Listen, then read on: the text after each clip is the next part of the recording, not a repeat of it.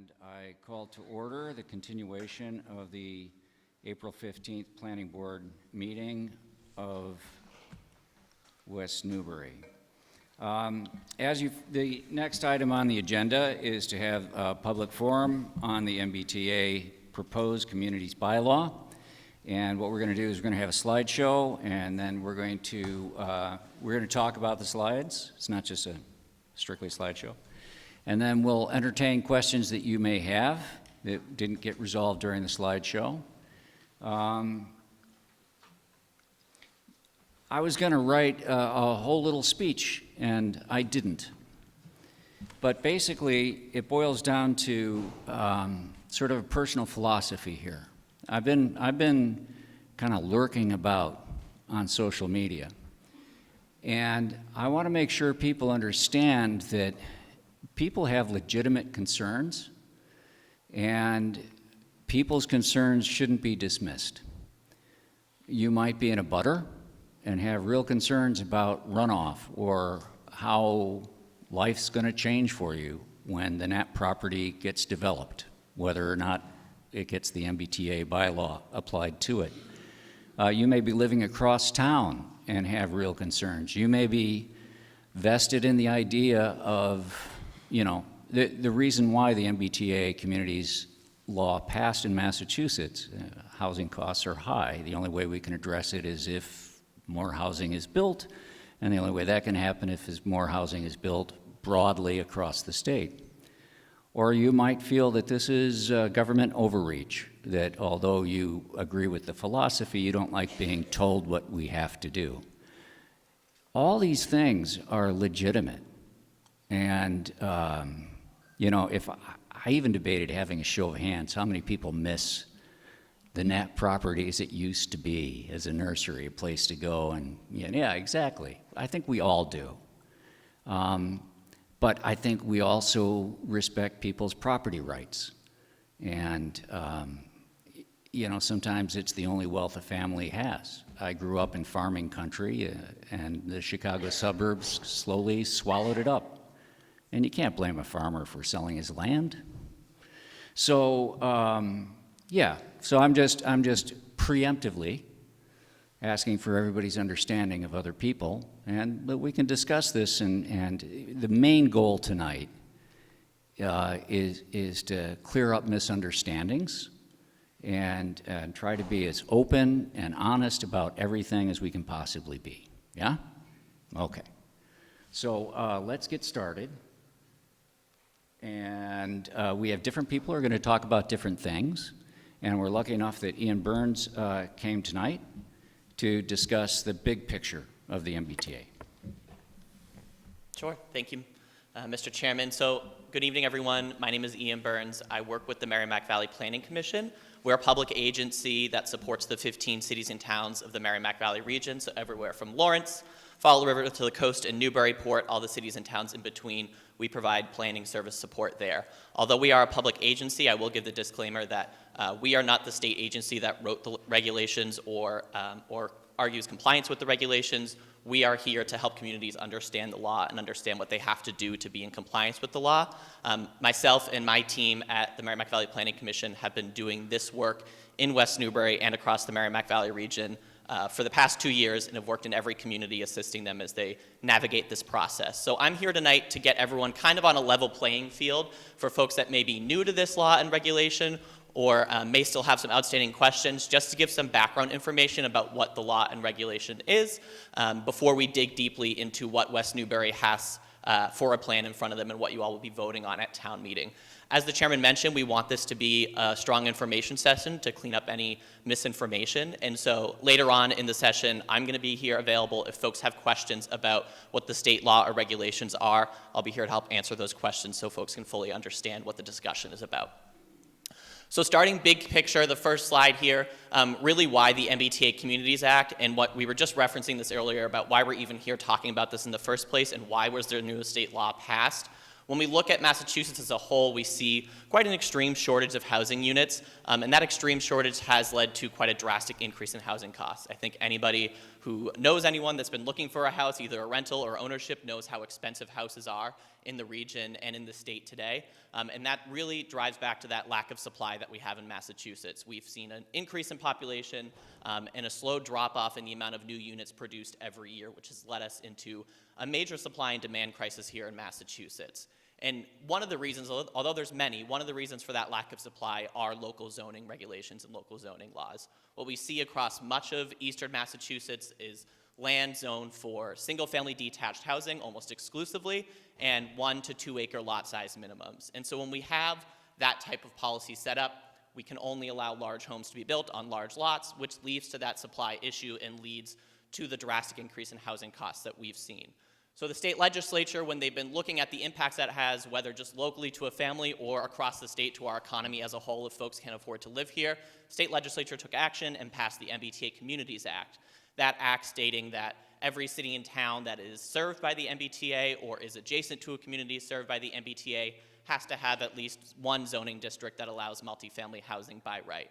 This in attempt to get at what we call missing middle housing. So as I was saying earlier, we have a lot of lots that are zoned for large single-family detached homes, but we don't allow construction of those things in the middle. And if you can see that graphic up there, what we're really talking about tonight and with this law is everything between the large single-family detached homes to the mid to high rise, which we're not talking about. We're talking about everything in the middle here. So things like triplexes, townhomes, duplexes, fourplexes, things that can be fitting in with neighborhoods that we have around here in the Merrimack Valley, but allow additional housing stock and small housing stock. When we have only large lots allowed, often those homes are 1 million, 1.5 million plus. And so what we're trying to look at is allowing for the housing types in the middle that can be legalized, in addition to still being allowed to build single-family homes, finding an area where we can put smaller units that are great for families looking to get their start or great for seniors looking to downsize. Next slide, please.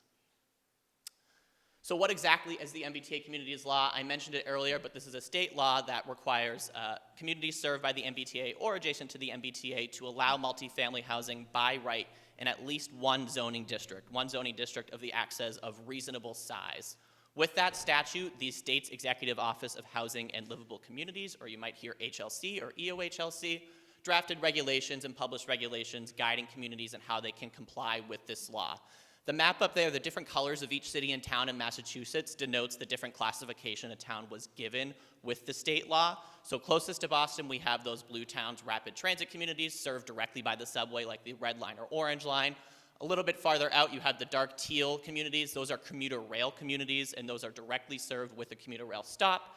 Then you have the yellow communities, which are adjacent communities, and you have the more mustard communities, which are adjacent small towns. That is Newbury's classification. Adjacent small towns have the least requirements for zoning, the smallest amount of land they have to zone for, and the smallest amount of unit capacity, as we call it, they have to zone for. What does that mean here in West Newbury? It means you have to zone at about 15 units an acre and zoning for a unit capacity of 87 multifamily units. Now, before we go any further, I just want to explain what that unit capacity number means and what its implications are in a town like West Newbury. Unit capacity, when we say a unit capacity of 87 units, is measuring the zoning in place and looking at the zoning parameters and saying, if the conditions were perfect on this site and it's served by every infrastructure need possible, could a developer feasibly build 87 units given only the zoning parameters that are on the site? So the town has to prove to the state in order to get compliance that you could feasibly, under just the zoning, build 87 units. In the state's regulations themselves, they do specify that they expect in communities with a lack of public sewer, lack of public water, or other infrastructure constraints, that the actual production may be less. And that is completely okay and compliant with the law.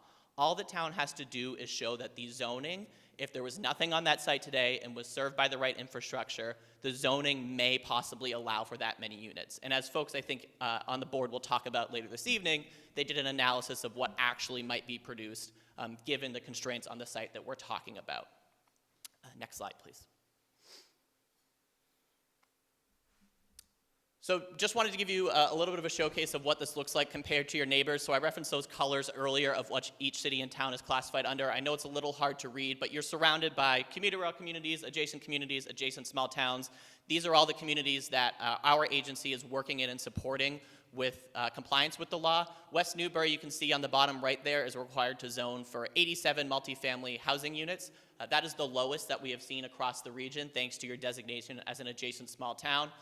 Some of your neighboring communities, relatively close, but a little bit farther off, like Newbury at 154 units, Merrimack at 138 units, and all the way the spread to Lawrence required to zone for over 4,000 units. So it is quite a spread, and West Newbury tends to be at the low end of that spread, not only here in the region, but also across the eastern part of the state that is required to comply with the law.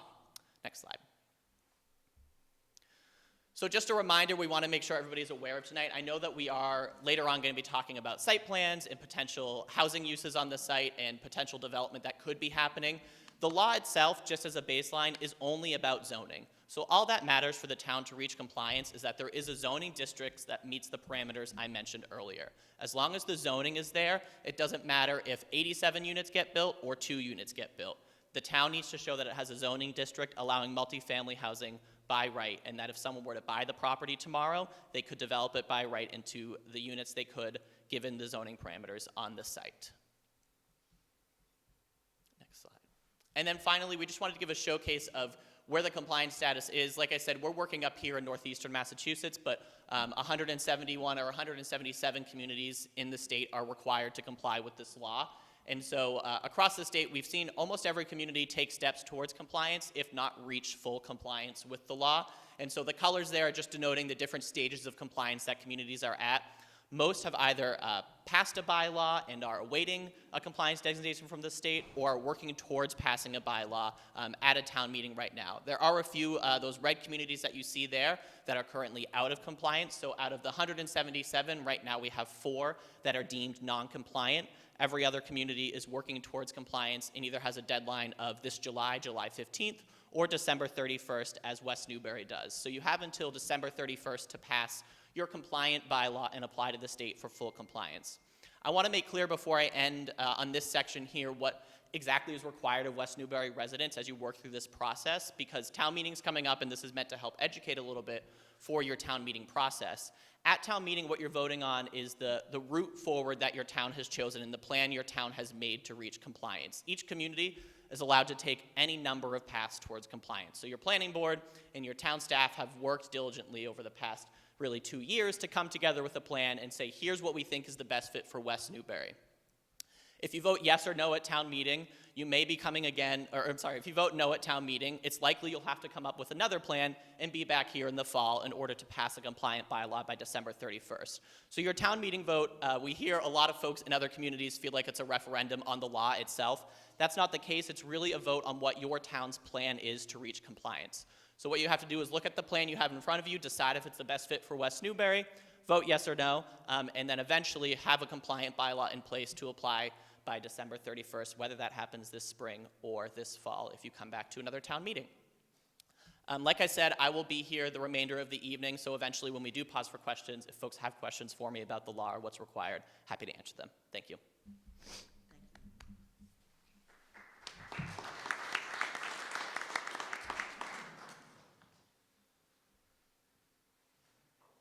Welcome, everyone. I'm Angus Jennings. I'm the town manager and also the chief financial officer for the town. The planning board had asked me to speak briefly about what the financial implications would be if the town were to fall out of compliance. I see that text is laughably small, so apologize for that. So I think people are generally familiar with the premise, whether you like it or not, but it is the law. There's a number of grants that are specifically identified in the statute that the town would be ineligible for if the town falls out of compliance. There's a second set of grants that the town would not be explicitly ineligible for, but where it's explicit in the regulations that those grants, your compliance or not, would be a factor the state would consider. The third category of state funding is more open-ended, where the regulations state that determination of compliance may also inform other funding decisions, meaning those not specifically stated in the regs. So I'm going to just highlight a couple of examples here in West Newbury of grants that the town has received in recent years, which if the town were to fall out of compliance would not be available if similar needs arose in the future.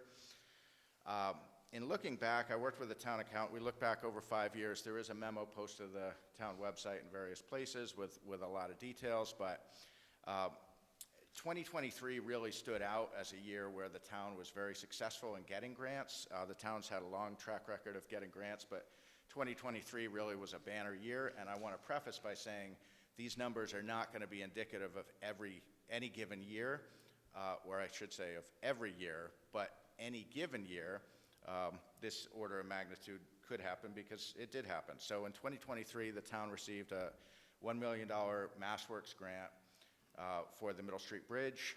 That's a program that the town would be ineligible to apply for if we fell into non-compliant status. The town also applied for and received a grant for just short of $400,000. It's called a land grant. That was to support the purchase of the Sawmill Brook property adjacent to Mill Pond. And the town also applied for and received a $150,000 MVP action grant. That's Municipal Vulnerability Preparedness Action Grant. And that funded a lot of the work that was done last fiscal year for the River Road resiliency planning. So in 2023, it is fair to say that there was over $1.5 million just with those 3 grants. So, there's other categories of grants that, like I said, are not explicitly precluded, but could be affected. For instance, we got more recently in 2024, a $750,000 Mass DOT small bridge grant for the Middle Street Bridge. One grant we actually received 2 weeks ago that is not specifically listed in the regulations, but I think falls into this other category. Those of you who are at town meeting in 2 weeks, one of the proposals in front of you is going to be to upgrade the telecom in the Page School to bring it into compliance with current E911 standards. And that's a $124,000 project that is proposed for local funding. We had applied for a community compact IT grant about 4 months ago, and we just got the award letter 2 weeks ago. And the state is picking up $72,000 of that $124,000 project. And it says right in the grant award letter, dated April 1st, the receipt of grant funds is contingent upon the grantee being able to certify that it will comply with the Mass General laws, including Chapter 40A, Section 3A, the MBTA Communities Act. So that's a good example because that community compact is not explicitly listed, yet clearly the state is kind of, applying this broadly. A couple of other things the governor said, and if you could move on to the next slide, please, that concern me as the town's chief financial officer is kind of these open-ended comments, and there's this one that's gotten a fair amount of press. The governor said, if you don't comply with the act, then you're going to see us withholding as a state money for any number of programs that you're used to receiving money for. That includes for schools, it includes for roads and bridges, it includes for a whole host of things that are important to communities. So that makes me concerned about things like the Chapter 90 monies that we receive every year to help us keep the roads in good shape, or potentially even the Chapter 70 funds, which are woefully inadequate, but they are part of what fund the schools. I am not here to say those funds will be affected, but I can't tell you they won't be affected. We don't know how kind of aggressive the Commonwealth is going to be. So one thing I did want to put together, and if you could pull up that other file. So let's take 2023 just as an example. Let's say $1.5 million. People may say, well, we don't need the funds. We can pay for those things locally. So I ran some math based on the current year's tax rate.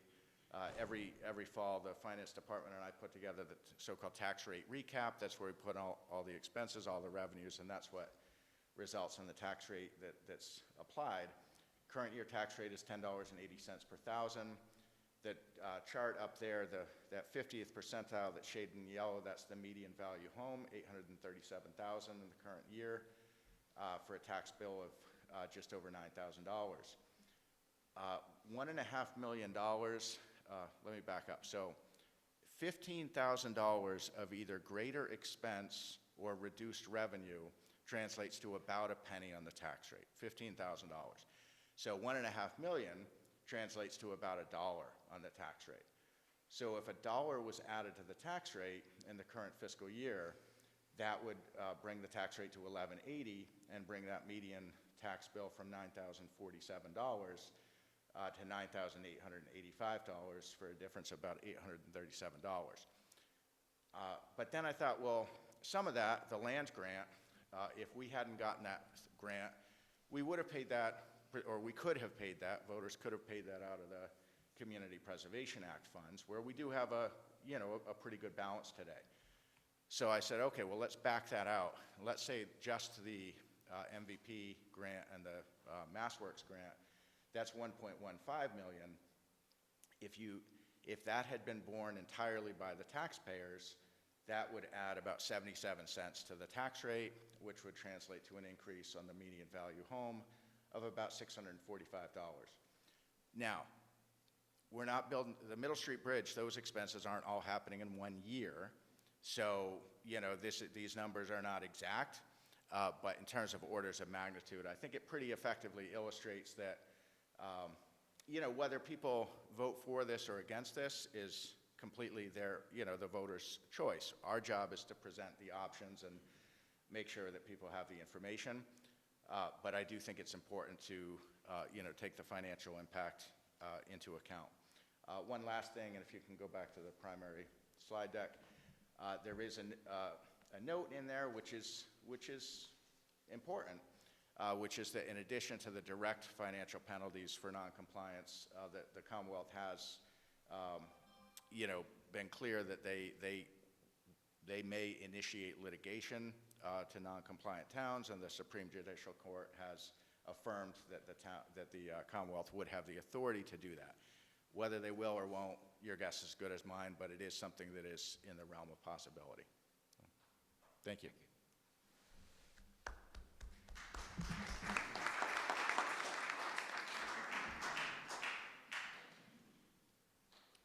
I'm Ann Bardine. I'm a longtime planning board member, and I'm here to explain the process that we went through in developing this zoning bylaw and in determining sites.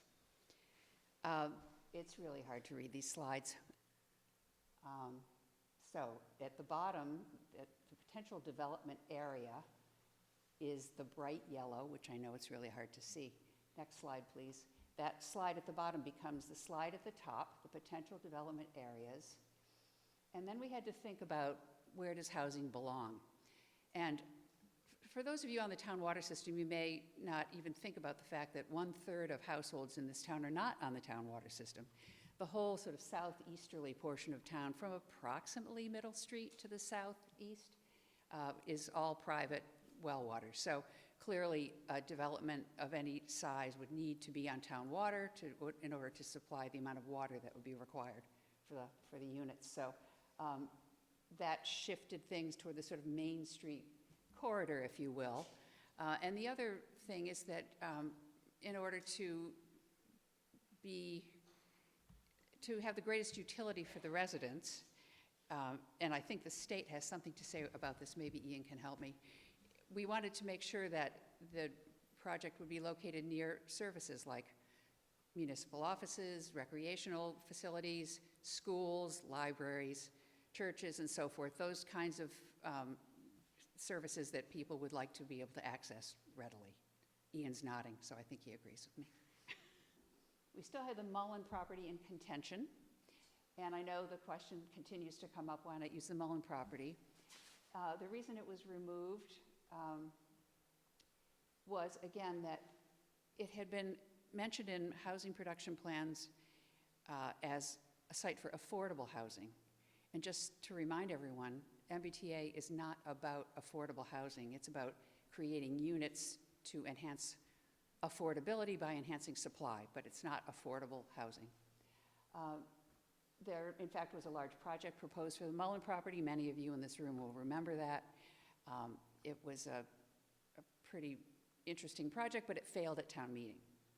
So we decided that we should remove Mullen from consideration and allow the town to retain the control of that for future potentially affordable housing, particularly now that we have a robust affordable housing trust. That may be a project that they'd like to take on in the future. Also, if we were to use that parcel, we would not be limited to 10% affordable housing, which MBTA does limit us to. So for those of you who are proponents of affordable housing, you'll be happy to know that Mullen is still available. So we chose the one that we were going to use 6 acres, and then it had to either be Dunn or Knapp. And we'll go to the next slide. I think I'm going to let Ray take over. Is that Sure. a good handoff for you? Is it okay with everybody if I sit right here? Yeah? So I'm going to talk about a bunch of things, but a pressing issue that people have is why Knapp and why not Dunn? And I expect questions about, well, why not other places as well?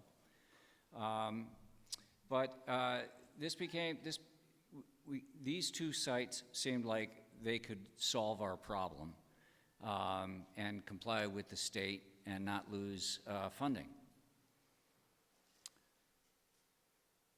Back in the fall, we had discussions with members of the select board about it, and we had some joint meetings.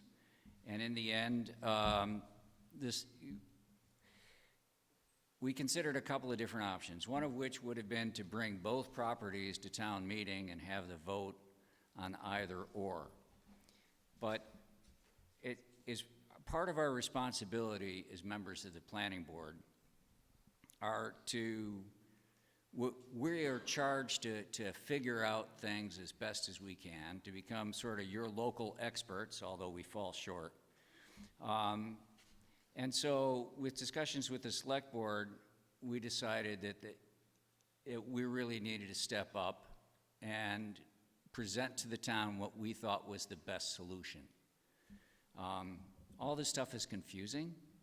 And if we couldn't come up with the best solution, how could we expect in a few hours at a contentious town meeting, expect the town to come up with it? We needed to make our recommendation, present it to the town, and then you guys can vote it up and you guys can vote it down. The town is the government here.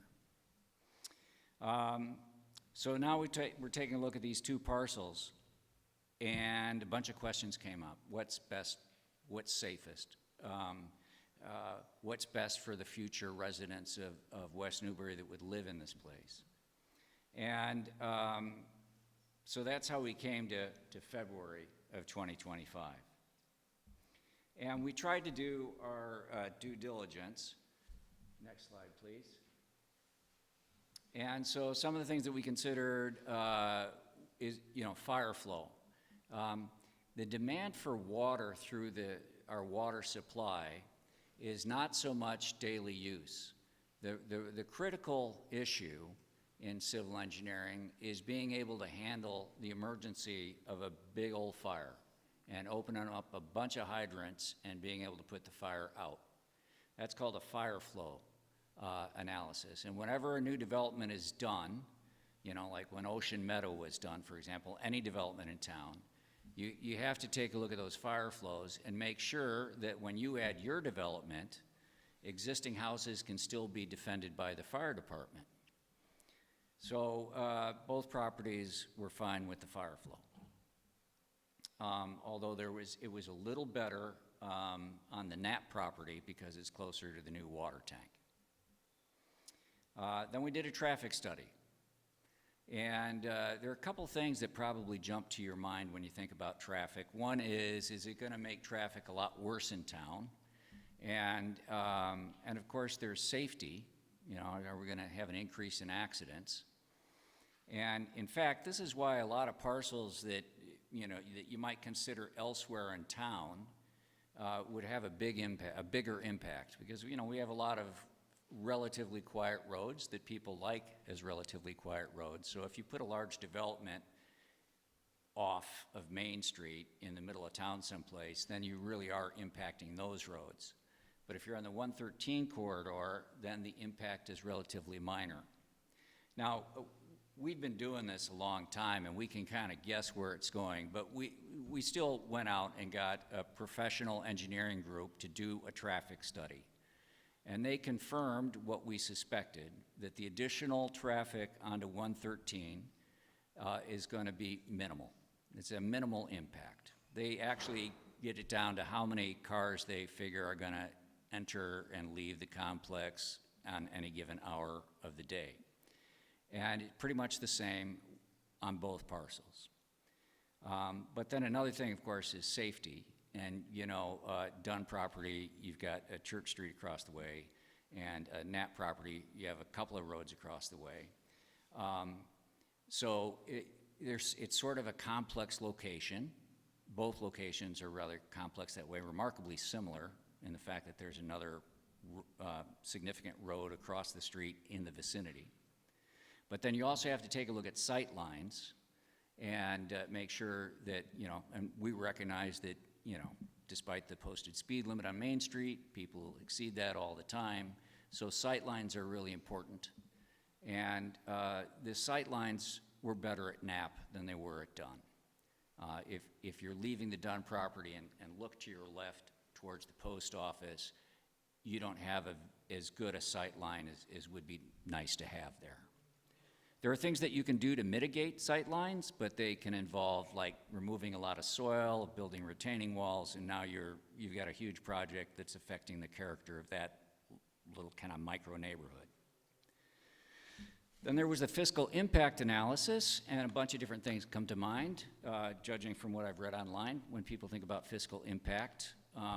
You know, you think about a whole bunch of new houses, and you think, well, now we're going to need more police. There could be a change in the nature of crimes, the amount of crimes that occur, and all that kind of stuff.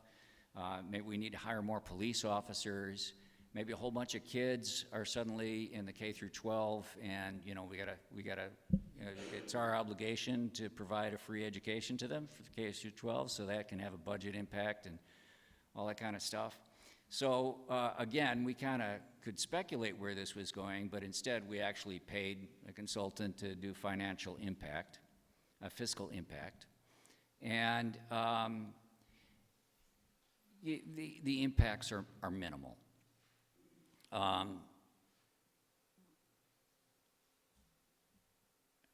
trying to think. I came up with a number. Oh, that was water supply. Increase in water supply needs, by the way. I know that's an issue that people have thought about. If you'll let me digress a little bit, the water supply needs just on a daily basis. I figured that it would add about 3% to the demand on a day-to-day basis, not the fire flow, but a day-to-day basis from the water supply. And I took the number of people actually using town water supply and then figured about, you know, between 50 and 100 new residents in town if this were built out to its maximum capacity, and that's where I came up with 3%. On the fiscal impact, it really ends up boiling down to the number of school kids you could expect, and I actually went out on the internet and I took a look at a whole bunch of towns in Massachusetts, and then that combined with the fiscal impact analysis that we did have, it turns out that when you have dense developments, you tend to have fewer kids per unit. When you have single-family houses on large lots, you tend to have more. And then, of course, we had town council review the proposed bylaw, and yeah, everything looks good, even at the Attorney General level. So again, if we go to the next slide to kind of sum this up and give you a little table. I don't know, it's probably hard to see. The first line item says proximity to town services, and they're pretty much the same, although it would be easier for kids to get to the middle and high school from the Knapp parcel. And you know, no kid can get to, unfortunately, can get to Page School. Say you wouldn't send a third grader out on a bicycle to get to Page School. When it comes to proximity to the church, the library, and the post office, Dunn property is a little closer to the library, of course. But both parcels are close to our beloved little downtown area. The fire flow, the traffic concerns, again, the Knapp property was a little better. Fire flow adequacy, the Knapp property was a little better. And so after all of this and lots of discussion, and I tend to wake up in the middle of the night and have a hard time falling back to sleep, as do the other planning board members, I suspect. After all of that, we had a vote, and we ended up voting unanimously to bring to the town as our suggestion of the better parcel than that property. So that's how we got there.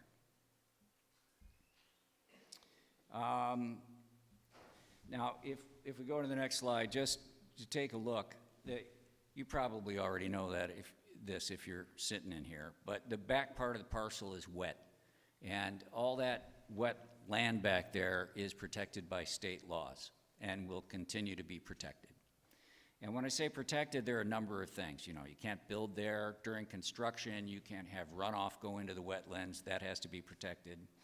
When the development is, during construction and when the development is built, steps have to be taken to make sure that water doesn't enter the wetlands at a higher or lesser rate than it did before the parcel was developed.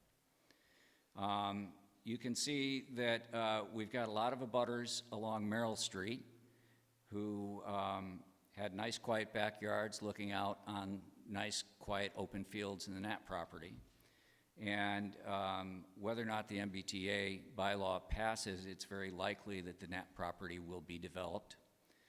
So that's a big change for them. And of course, those people are very concerned, as are people across the street, across Main Street.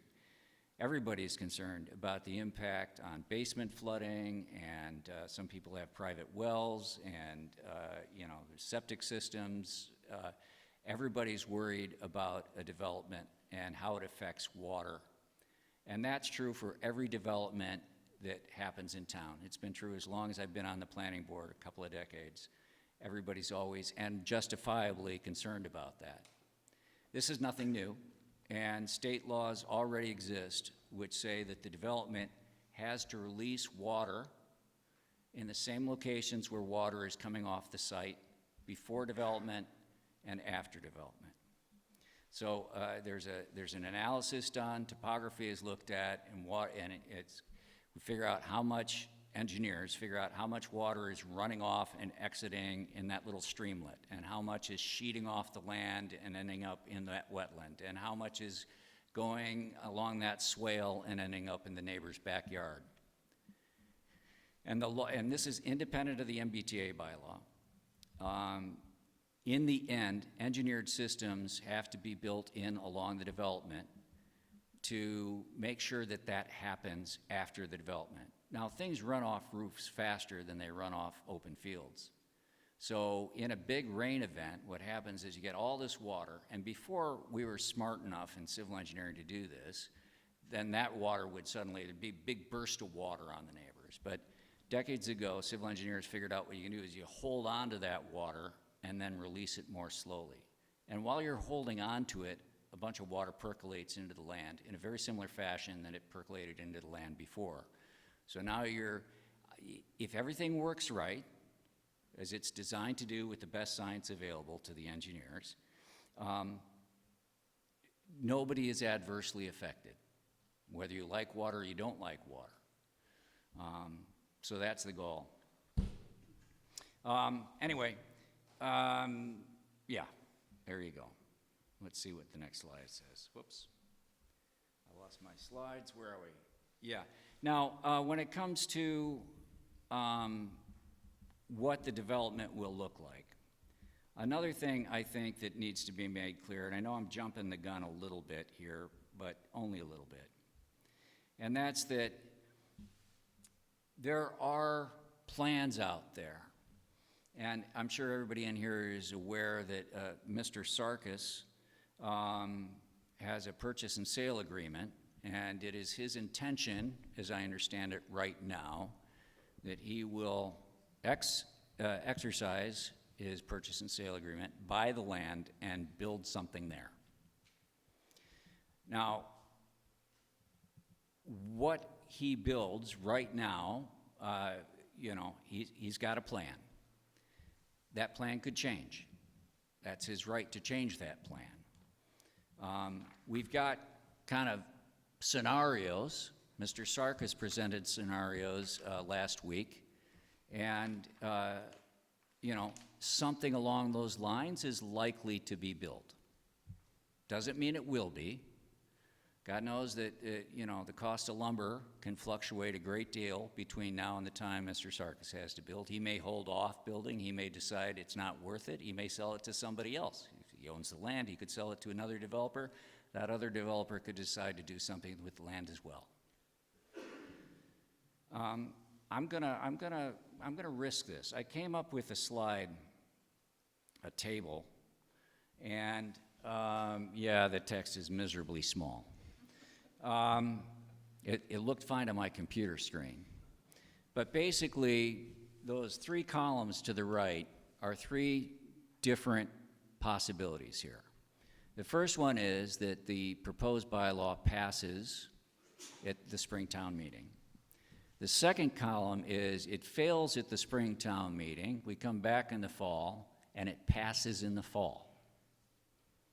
And the third column is that we don't pass it. So I think those are the three outcomes that we're looking at in the future. And hopefully at the Springtown meeting, that's what everybody will be voting. They'll be considering those three scenarios. Now, the first line item that you can't read there very well is that if it passes in the Springtown meeting, as we propose it, the MBTA bylaw would apply to the Knapp property, and the development area would be that forward part of the Knapp property. Now, Mr. Sarkis has a plan where the housing would be set back from the highway, but it would, in the end, Mr. Sarkis's plans could change. If it fails in the Springtown meeting, then, and we come back in the fall, the proposed bylaw could be different in any number of ways, and including it could have a different proposed overlay district location. Now, it could be the same. We could come back in the fall. Mr. Sarkis could already be building something, not using the MBTA zoning because we wouldn't have passed it, and we could overlay the district still on the Knapp property. Or we could choose another place. We could put it on the Dunn property. We could put it someplace else. We could put it over land that's already developed. No. And I want to address the pros and cons of doing that sort of thing. And that could happen in the fall. And we could pass it. And comply and not lose our state funding. And then the third thing is we might not pass it at all in 2025 and we miss our deadline, and then there would be some, you know, we'd be in a legal mess one way or the other. Okay, now what I want to do is I want to take a look at the Knapp property and how it would be different under these three scenarios. In the first one, which is the big block there, I don't know if you can see it, but if the MBTA passes as proposed and it's overlaid on the Knapp property, Mr. Sarkis has made some presentations, and my best determination is that it's likely he would use the zoning available to him through the MBTA bylaw. He could also do conventional, he could also do OSPD, he could also do Chapter 40B.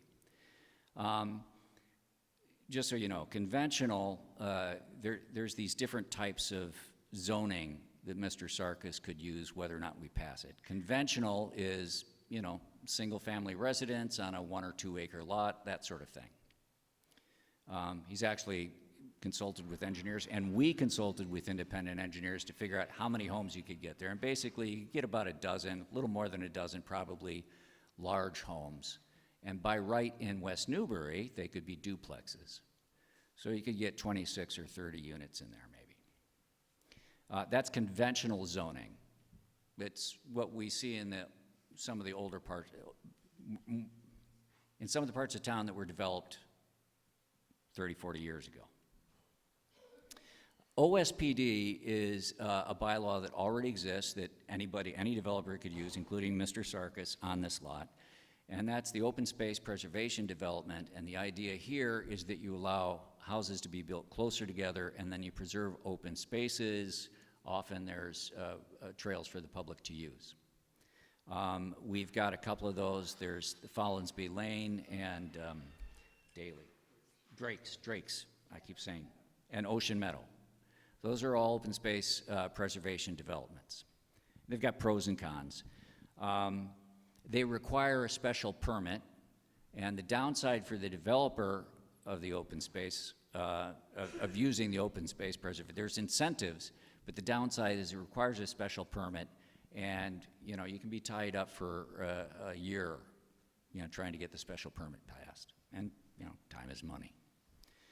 And then Chapter 40B, I don't know if you're familiar with this, but our town is vulnerable to a Chapter 40B development. And that's where a developer can come in and say, you don't have enough affordable housing in your town, you don't meet the state requirements, so I'm going to exercise my right under Chapter 40B to put in housing without asking for a permit, and basically, I can put in what I want as long as I provide.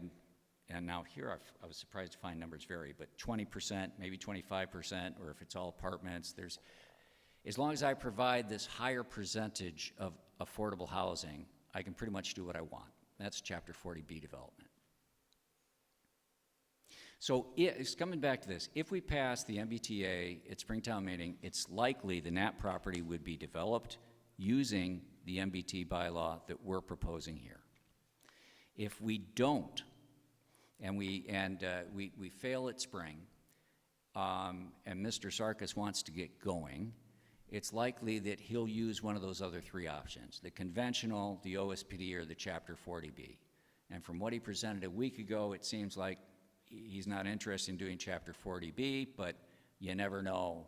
He's got spreadsheets to work with.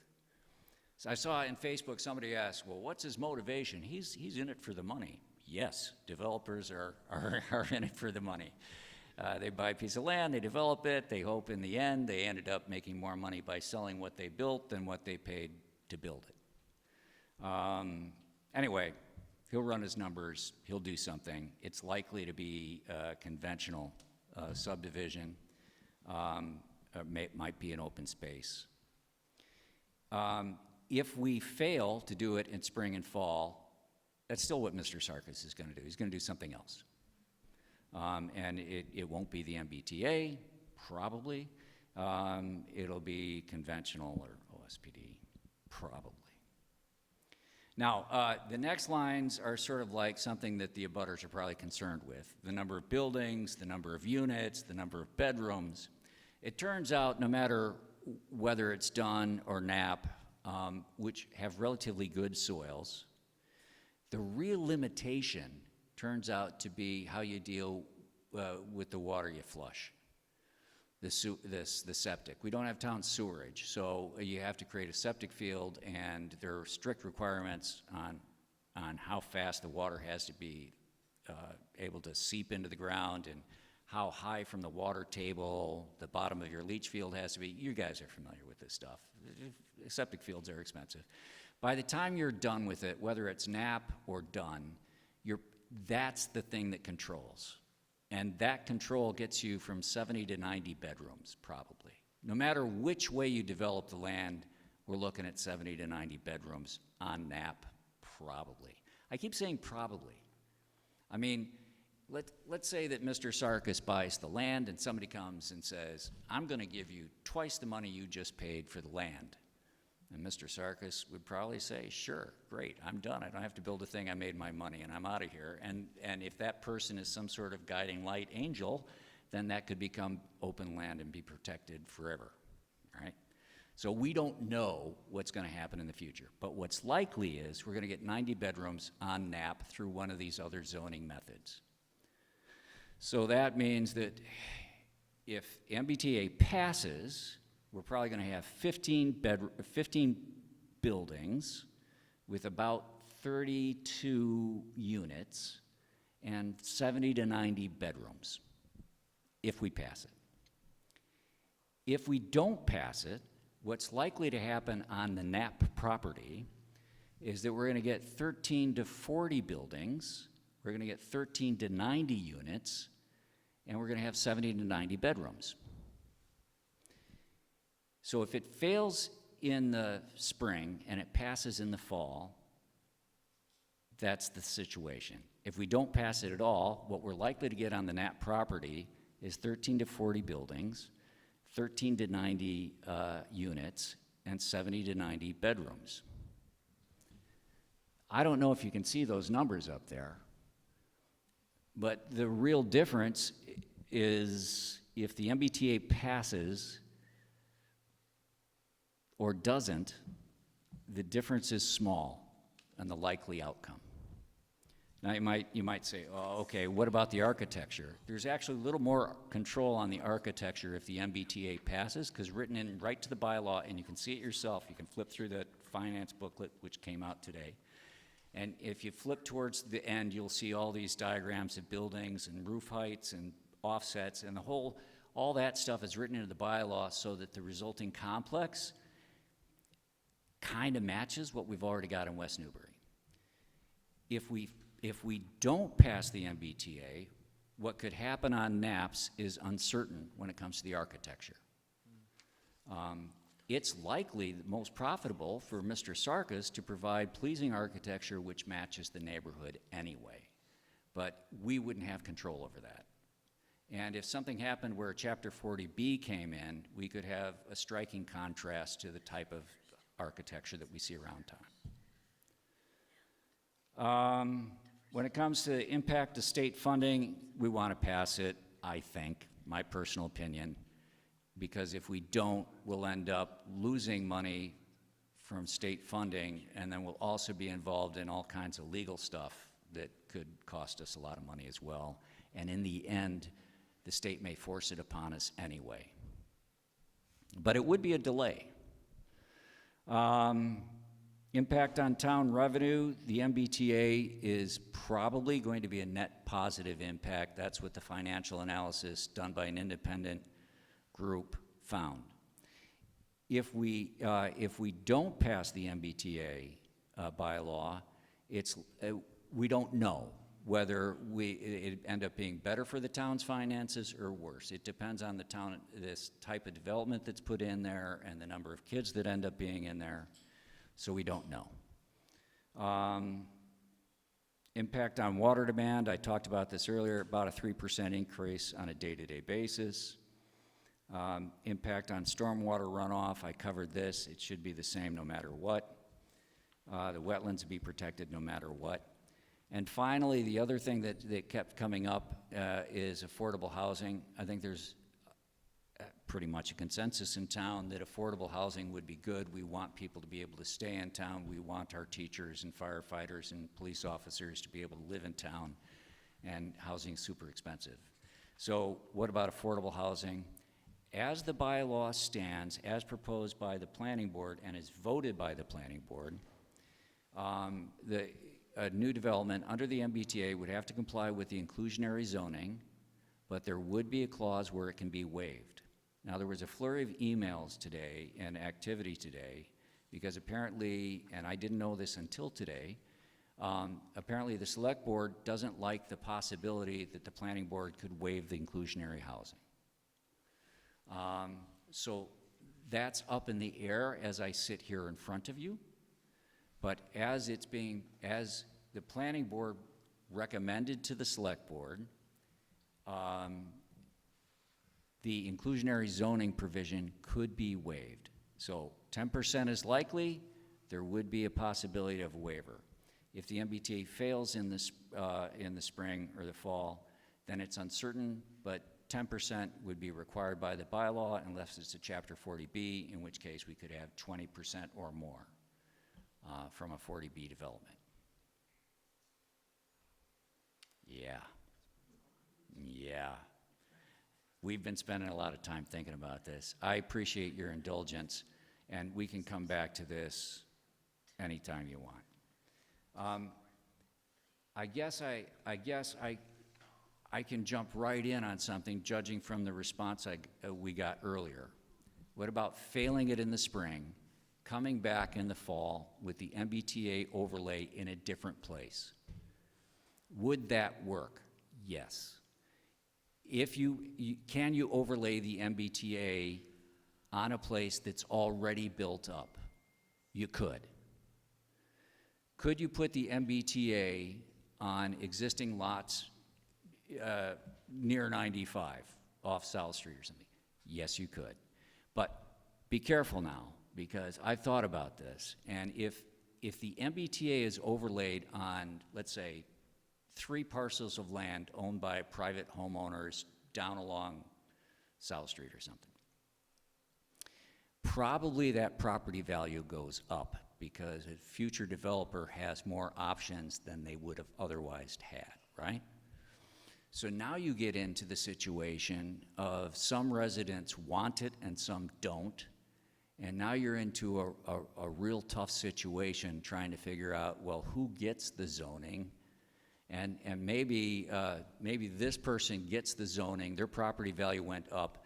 The next door person's property value in their mind, whether it's true or not, is tough to say, as it turns out. In their mind, though, their property value went down, so now they're really upset. You know, John and Karen, they got the MBTA on their land. We wanted it on ours, and somehow we didn't get it.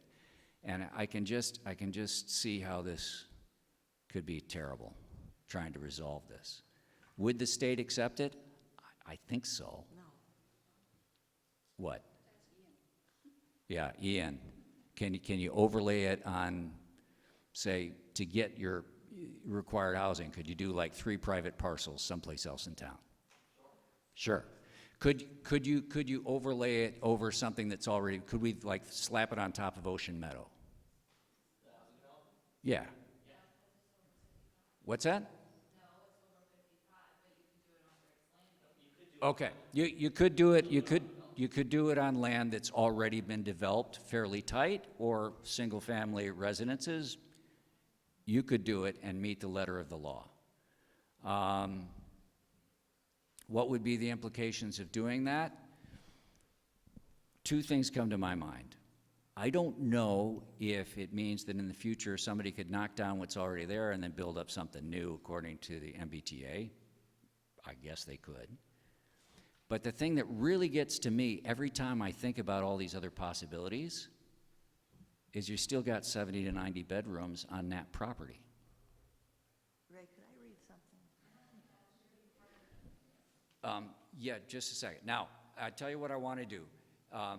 Deb Hamilton, member of the planning board, tremendous experience in town, wants to say something. I want to recognize her. Thank you. And then I want to start hearing your questions and your comments.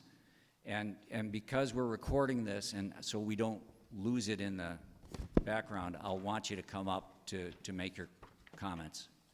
Go ahead, Deb. Hi. What's the purpose of doing this? The purpose of the MBTA Communities Multifamily Overlay District that will be added to West Newbury's zoning bylaw, which is what we're voting on, the purpose is to allow multifamily housing as of right in accordance with mass zoning laws and local laws. So first of all, we're looking to increase the supply of housing in West Newbury. Secondly, to increase the diversity of housing in West Newbury. I serve on the Affordable Housing Trust. We definitely want to see at least 10% of this project be affordable by the statutory requirements of being affordable, but we also hope that there will be accessible housing that's not going to fall into the minimum income category, but hopefully teachers, firefighters, the people who work for us, our children who would like to come back to town, our seniors who live in houses that are too big for them, they could sell their houses to families coming in and move into something more scaled to them.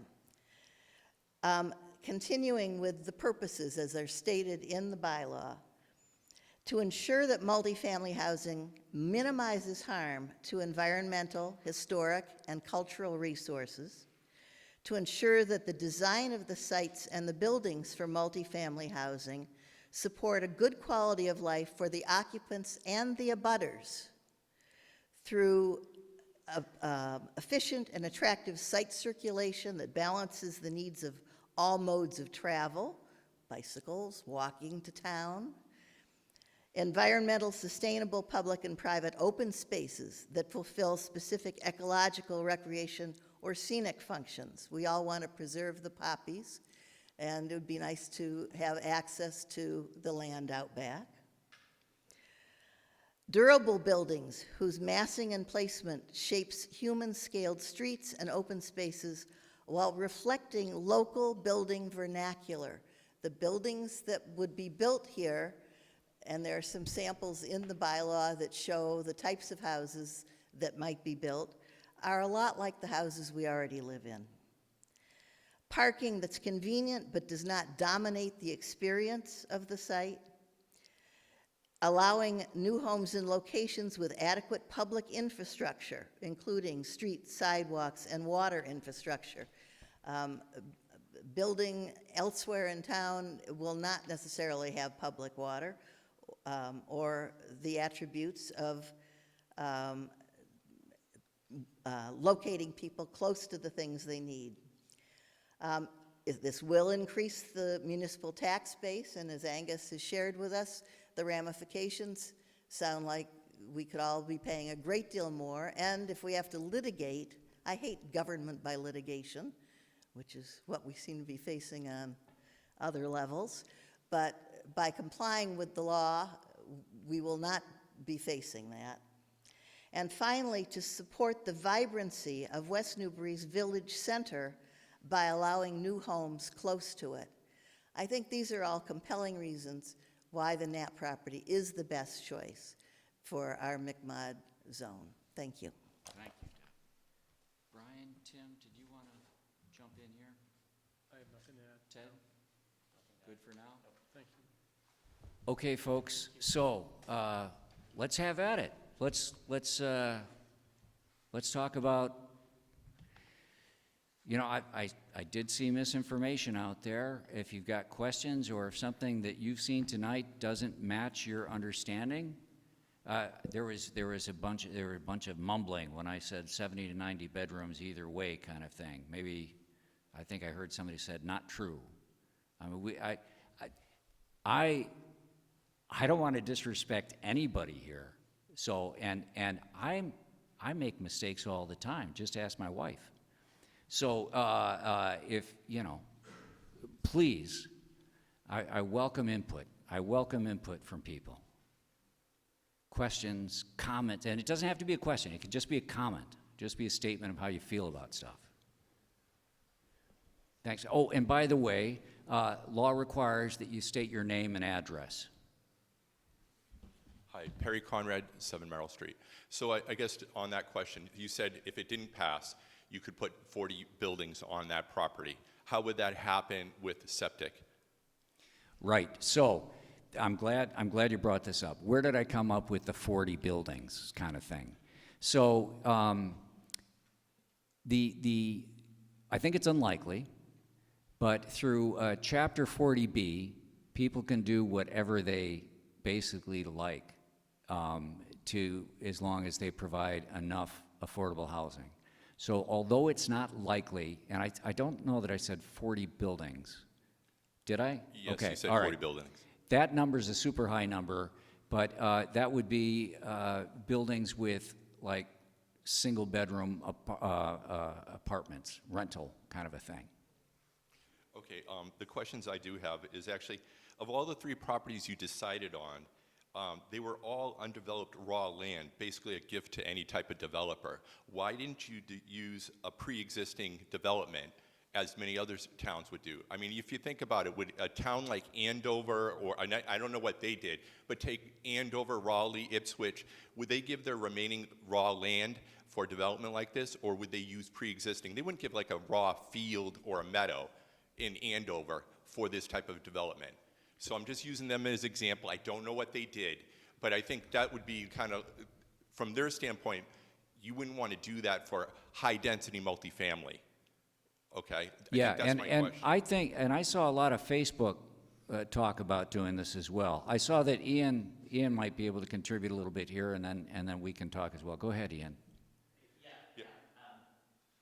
We work with many of those communities on this zoning, and everybody has taken a different approach to it, to that comment, and folks looked at pre-developed areas, areas that could see development, and weighed all those options. A lot of the communities we worked in, what they came down to was seeing where housing was likely to go in and trying to steer the type of development they wanted to see there. So the town of Newbury, for example, very similar in terms of rural character here to West Newbury. They zoned an open space of land that they knew had either was about to be purchased or had recently been purchased, and they were afraid of a traditional subdivision that would result in $1.5 million homes and a 40B that would lose control, so they zoned MBTA communities to have some more say over it. The town of Andover zoned completely around, or not completely around, but a majority around their 2 commuter rail stations, which have a substantial amount of development and a good amount of areas where more infill development, as we call it, could be put, where 4 units could be placed where there's already 1 unit.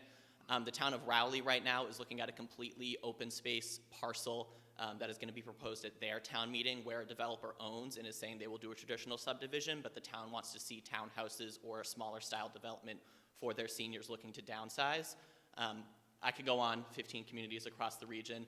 The one town that stands out to me that shows areas that may not be particularly developable, the town of North Andover, which has seen a significant amount of units built in previous years in apartment complexes zoned over Market Basket Plaza, which is unlikely to be changed anytime soon. So, yeah. So, and if I could jump in there as well. Sure. Look, it's, the only way I sleep at night is if I'm like totally honest. When we started this journey a couple of years ago and we hired our consultants, I think the consultant was trying to match not only fulfilling our legal requirements, but fulfilling the spirit of the MBTA bylaw as well. So that's why parcels that were already developed were excluded from consideration during our development. So that's a great question. Oh, go ahead, Brian. Yeah, and I'm not putting you off. I do want to come back to you. I'm not, Hi, Brian Murphy. I think you also want to look at these parcels, and you're right, these open parcels. They're likely to be developed at some point anyway. Right. Setting aside Mr. Sarkis, we could be sitting here talking about 2 vacant pieces of land, and maybe another one in town like the Mullen, which is under town control. Future development, it could be 5 years, it could be 20 years. They'll be developed. And I know the Dunn family says they don't want to, but somebody comes up with a $2 million check, people's minds get changed. So I think that's why we focused on that as opposed to an existing parcel so far. Thank you, Brian. Go ahead. And finally, one point, and this goes back to what Deb was saying. I think, and I understand that the initial reaction to this whole MBTA thing, and by the way, a couple of years ago, you should have seen the stuff we were talking about in town. We were very upset about all this stuff. But the initial reaction is the MBTA bylaw is a bad thing. But I think that the MBTA, the proposed MBTA bylaw, actually has more control that should result in a better development than a conventional or 40B. But no, I disagree. But one reason behind that too is for example, the MBTA lists it could be 40 feet high. Okay, the property. The roof lines, we only have 35 foot here. And then it also talks about 15 units per an acre, which is high density multifamily, which is what we don't have here as well. And you talked about intent, okay, intent. Wait.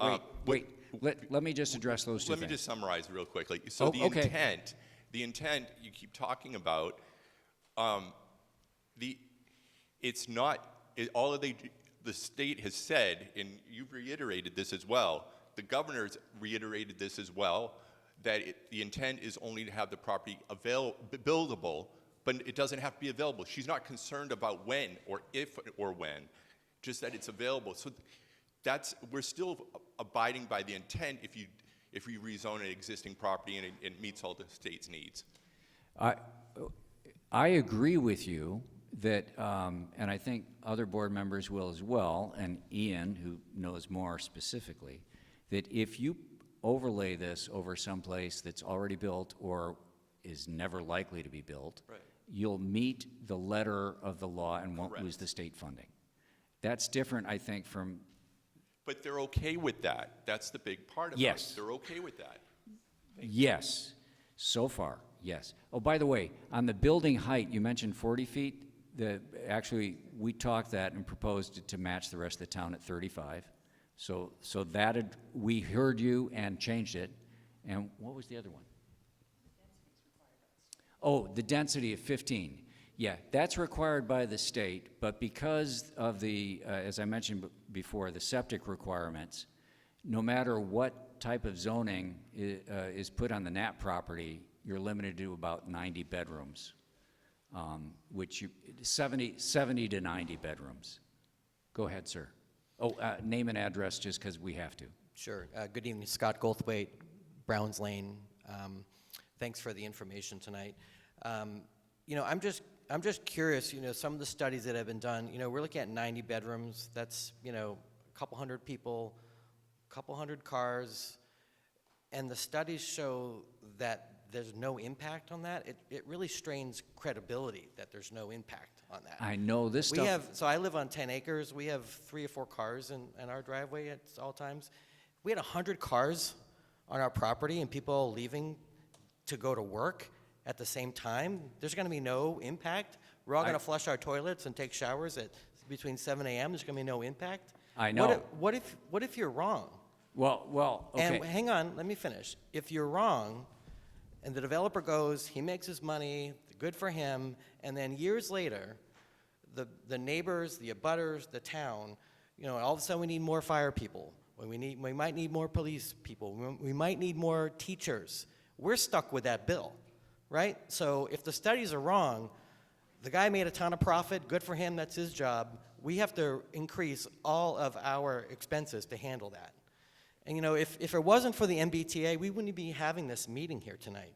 Developers have a lot of tools at their disposal. You listed them. If that wasn't even on there, we wouldn't be having this conversation. And there's many ways that we can say no to this. We can claim home rule. We can ask for an exemption. We can just delay and delay and delay. We don't have to do this. And I know everyone wants affordable housing in this town. And Deb, you want affordable housing, and the first thing that's going to happen is we're going to give this guy an affordable housing waiver. He's going to build $900,000. Let me finish. He's going to build $900 million homes. Great for him. Teachers, firemen, they can't afford these homes. So we're just building massive expense with no guarantee that it's not going to come back and bite us in the ass with a lot more expenses in the end. Now, I know, so you covered a lot of ground there, and I don't want you to sit down. And the reason why I began to interrupt you is because I don't want to miss some of the things that you said along the way. And Brian wants to say something, and I have some things to say too, but don't sit down until Okay. we've addressed every one of your Yeah, points. go right ahead. Yes, I think you probably know in town, we've had 2 34, 35-unit developments over the last 10 years. The cottage development at River Hill off Whetstone Street and the Drake's Landing development right off Main Street. Both of those they were private developer. Both of those had traffic studies. The consultant the town hired certainly looked at the traffic generated from there and whatnot. And there has not been an adverse impact on either one from those developments. So there is some firm basis here in terms of the study that was done to say, yes, the traffic can be managed and there won't be a huge influx of children. And we all love the kids and whatnot. I'm sure you do too. So thank you. And I will add here, okay, So I have a PhD in civil engineering, professor of civil engineering for 30 years, and even to me, it's counterintuitive.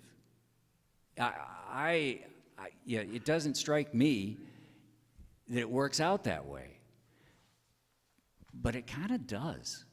And then the other thing about the number of kids, I actually did some calculations, and there's a bunch of different towns that have different developments, including, I looked at Chapter 40B and how many kids it generates and whatnot.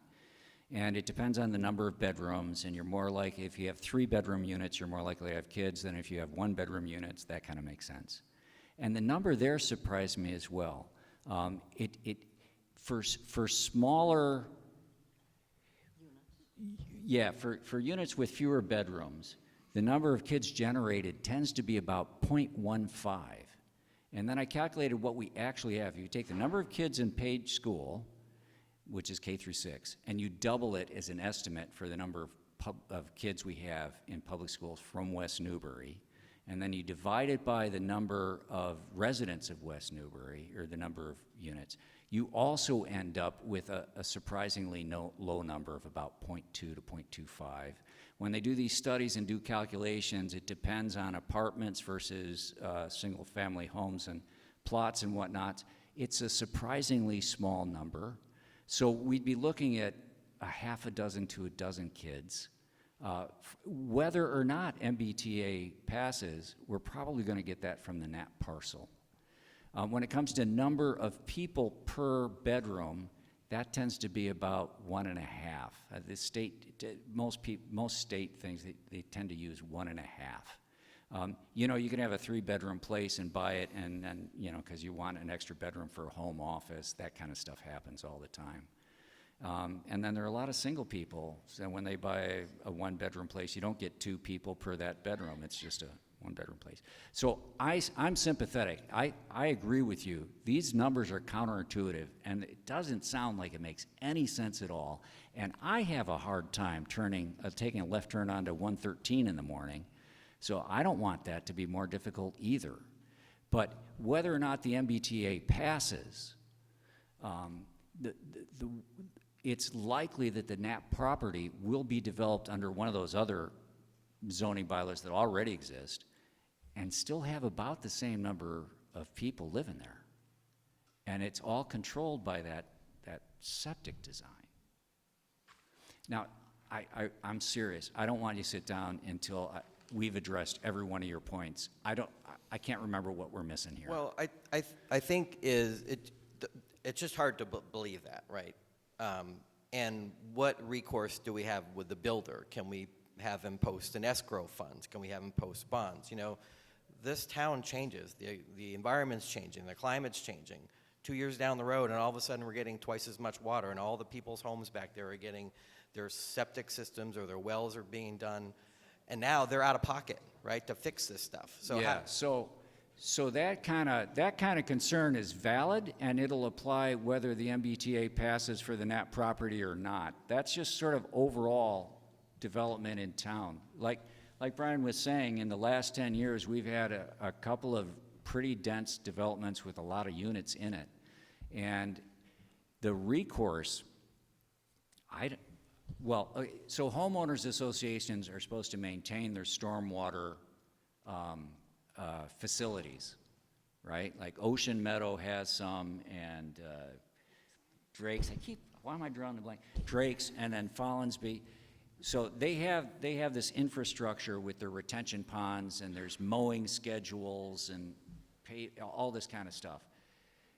If one of those properties didn't maintain that, then I think abutters could have legal action against the homeowners association.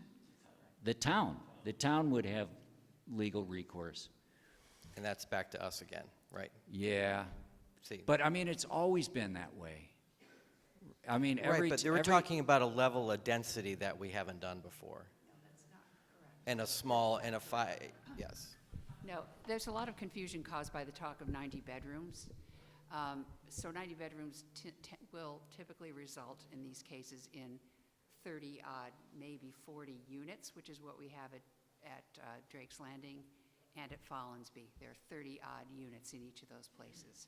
So I forget where I was going with this, but that many units is going to maybe generate, 1.5 that of cars and Yes. 0.15 that of children. And sort of, it's not, there's 90 isn't the number to have in your head.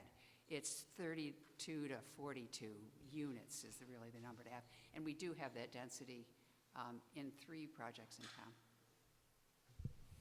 The other thing is under conventional development, right, where I think Mr. Sarkis had like 14 to 15 lots, and then we had one done, and it was 13, was it? He had 13 in his design. 13.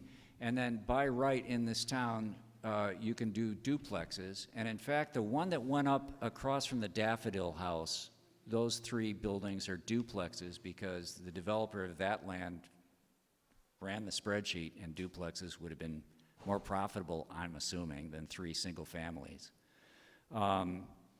Duplexes do get built in town, and that's already there by right. So it's possible that if the MBTA fails, Mr. Sarkis or some other developer could end up putting in 13 duplex. So there's your 26. And then now we have ADUs, so somebody could stick a couple of extra ADUs here and there if they fit in. It worked. And that's why, against the record, my colleagues were concerned about me saying 70 to 90 bedrooms.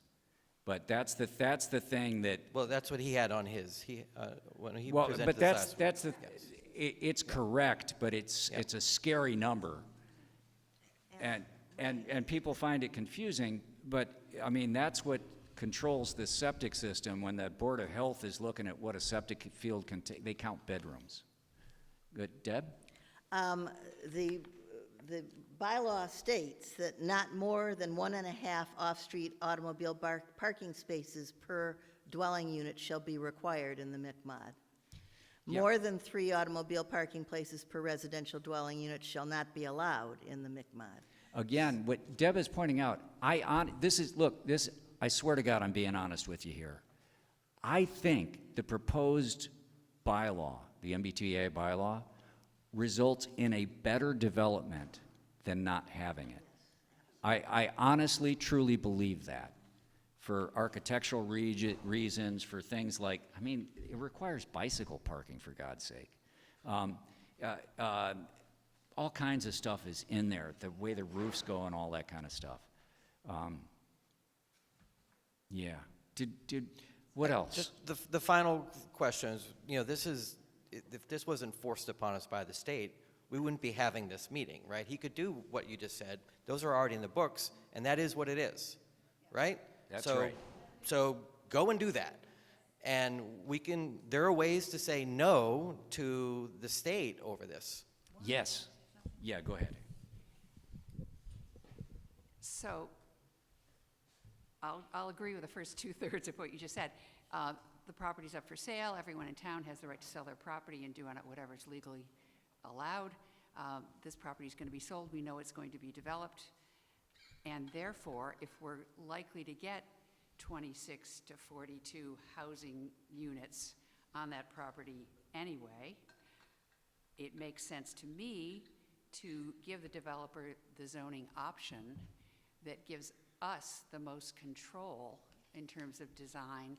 We know exactly what the parameters are, what it's going to look like. If you look through it, you'll see all the drawings and stuff. This has much better setbacks and screening required, say, compared to a conventional subdivision where you might just have, the people on Merrill Street, for example, would just be looking at a whole row of backyards that could be as close as 10 feet because that's our rear yard setback. I think there are a lot of good design controls. So if something is going to happen there anyway, one approach would be to say, okay, it's going to happen there anyway.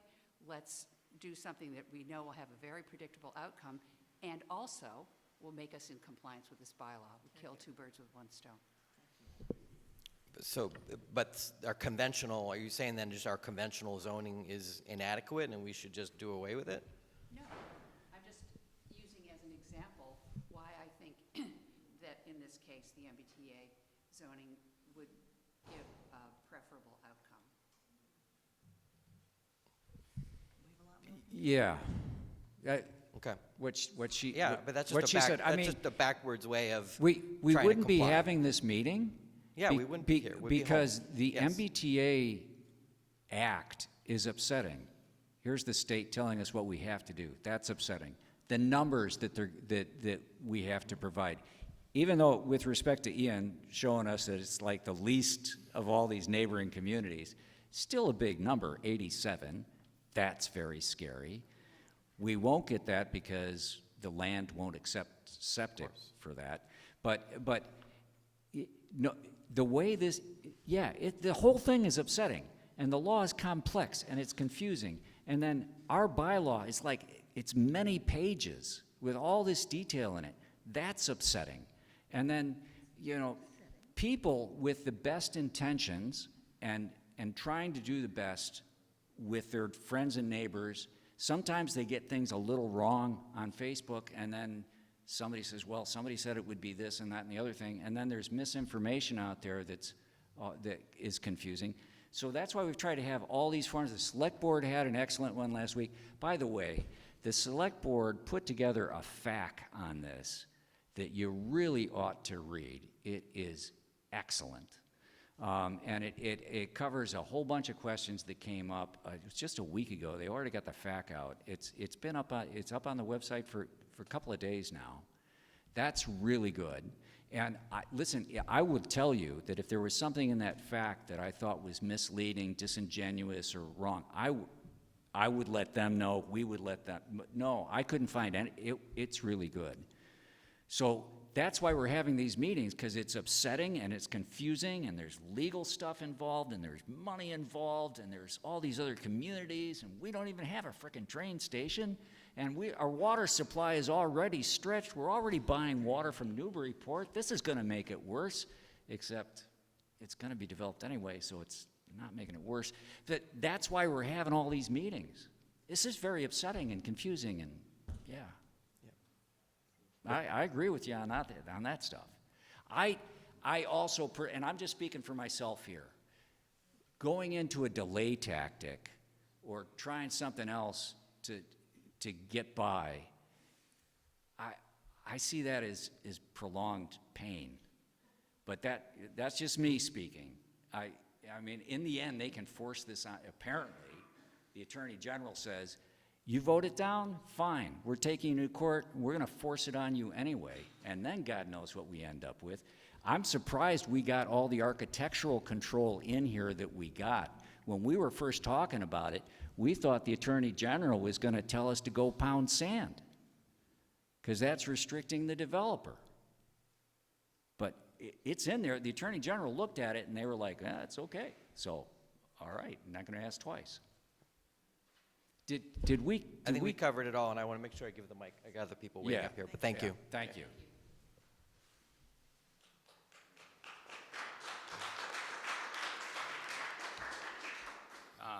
John Chikes, who live on Pleasant Street. I really appreciate the table that tried to break down what would happen if we pass it and what would it look like if we didn't pass it. Katrina, could we go back to the table? Just flip back one slide, I think. That one, Sure. right? So this was sort of my main question coming in, and I'm almost there, but I'm not like 100% there. So I was hoping you guys could just like, I understand that the limitation is the runoff. At 79 bedrooms, that's what the site could handle for The septic, the toilet flushing. Sorry, that's what I meant. Yep. Yeah. My bad. Septic. So what I don't understand is, if conventional, we don't pass it's conventional, you said maybe 15 buildings, 32 units. If it's duplexes, still 70, 90 bedrooms. But if it does pass, I know these are estimates and stuff like that, 13 to 40 buildings, still 70 to 90 bedrooms. So two-part question. One, why more buildings? Because of the zoning, I assume, because you could do more per acre, so they could build more smaller units.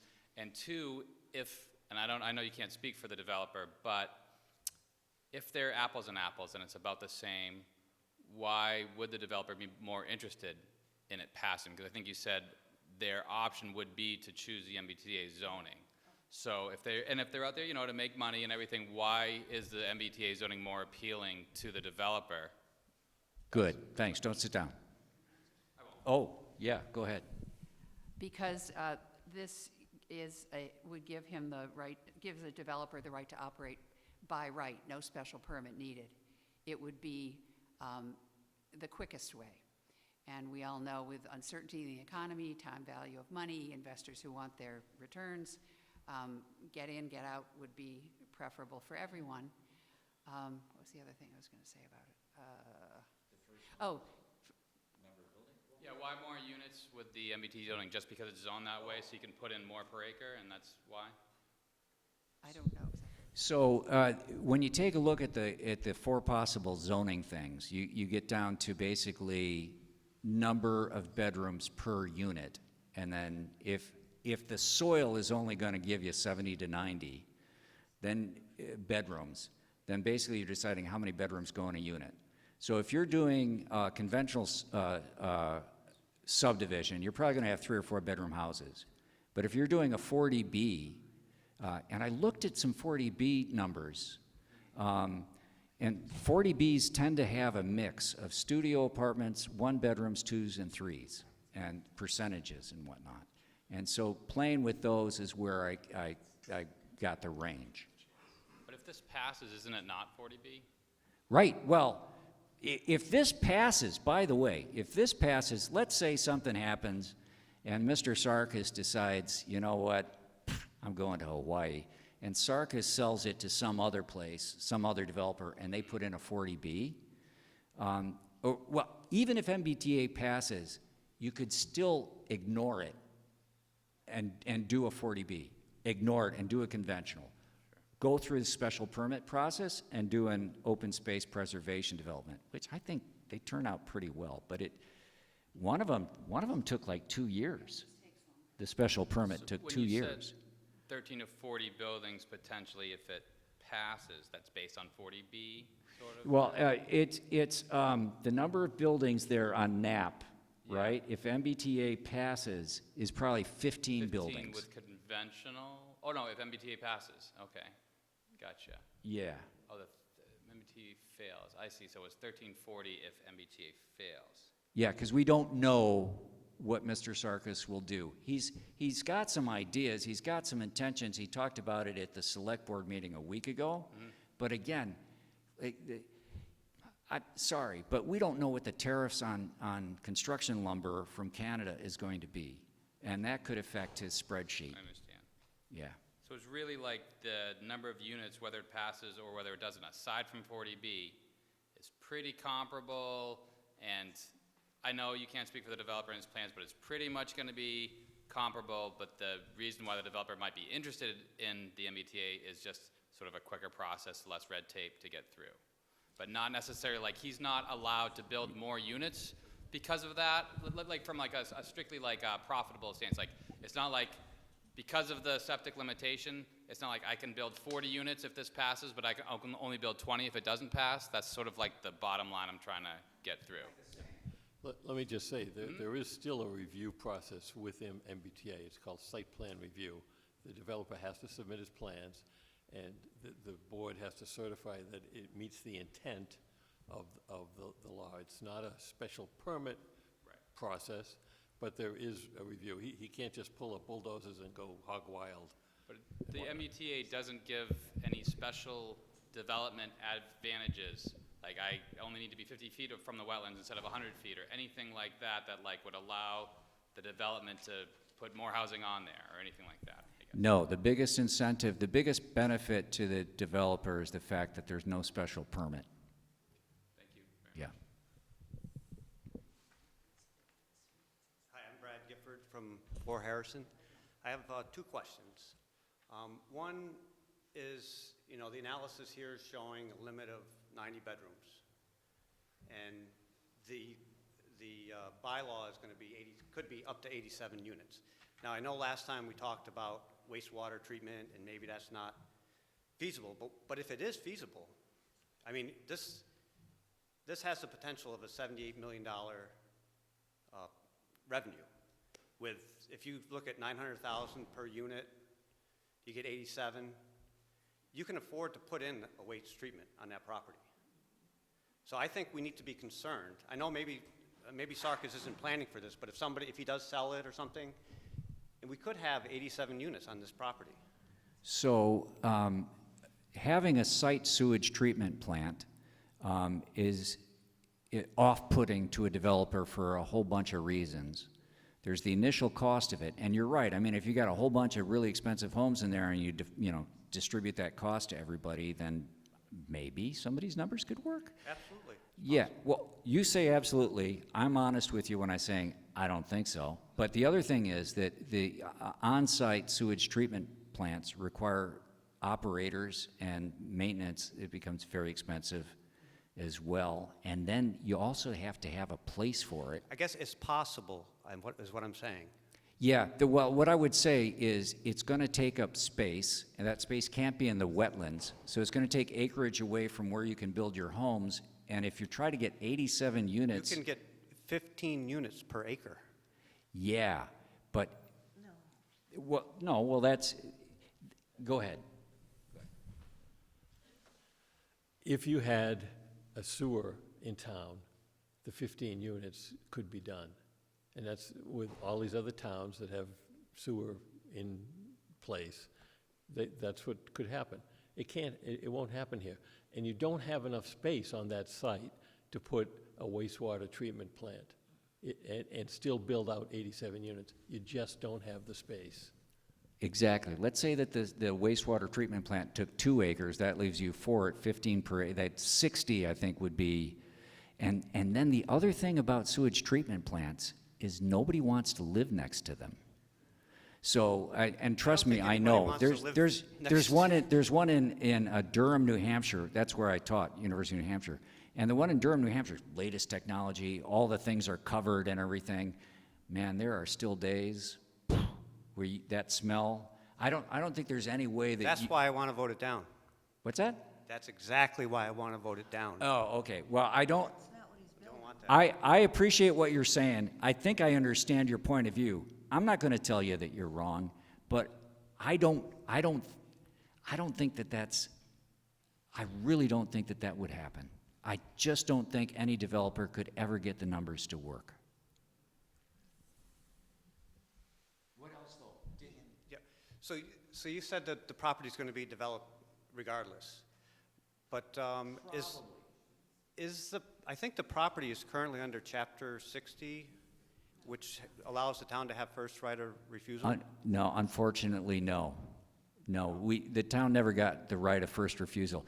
Right now, if you get a tax break because your land is in agricultural use and you decide to take it out of agricultural use, sometimes, not always, unfortunately, sometimes the town gets a right of first refusal.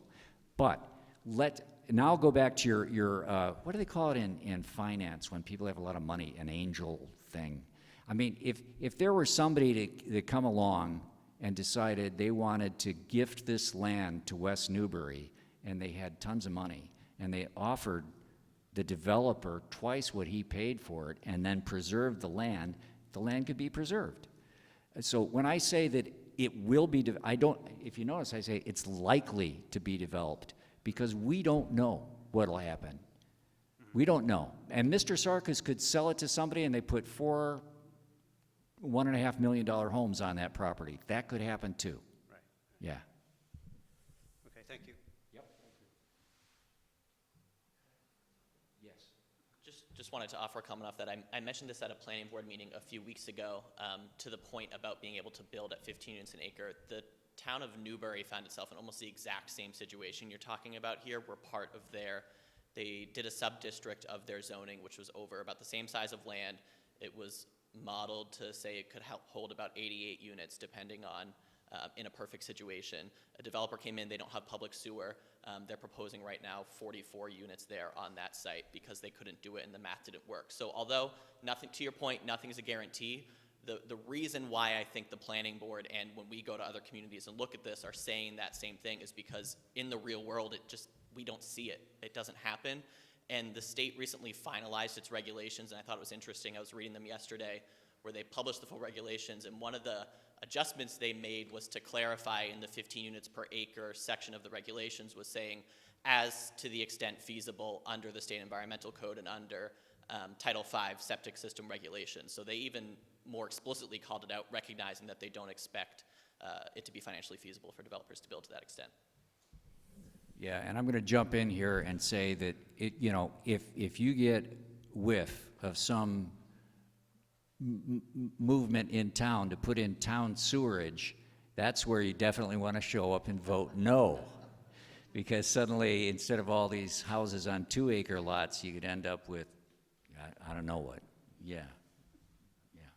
Oh, and by the way, the Chapter 40B thing, if it were to happen, I don't know if he's still with us, the Chapter 40B thing, that's the sort of thing where somebody could come in and use whatever architecture they wanted.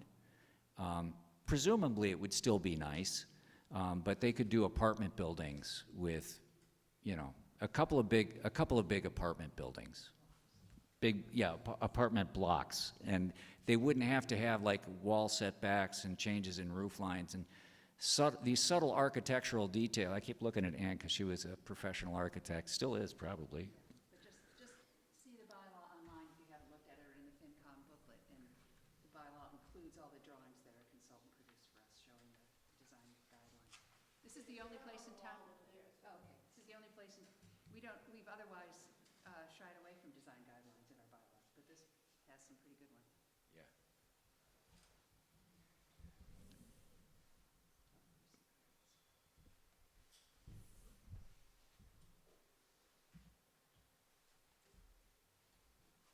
Garrett Wojciechowicz, 178 Main Street.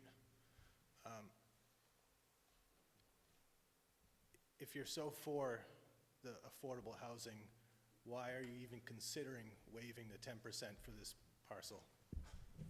So it's my understanding that the select board wants to pull that waiver language out. Brian, We on the planning board had a long discussion about it, and we took a formal vote, and it was mixed, pros and cons. And basically, the idea of having the waiver in there would be that under the right circumstances, it would allow more flexibility to end up with more diversity and affordable units in it. The select board, I found out today, only just today, they don't want that waiver language in there. There is a way that things could change. This can be resolved somehow, and then. Yeah, I voted to leave the waiver in there. I'm certainly amenable to taking it out, but I'll tell you why I left it in. I think it's a well-crafted bylaw. It has the architectural design, but it really doesn't allow us to say, you should really do this instead of that. We do see that when we have a special permit before us. And I thought that it made some sense as a negotiating tactic, if you will, to have that in there to see, okay, if we were to waive this, what are you giving back for the town? And that was strictly it. It would be a very high bar in my mind, but I'm frankly also open to just removing it. I'm not against having affordable housing or anything like that.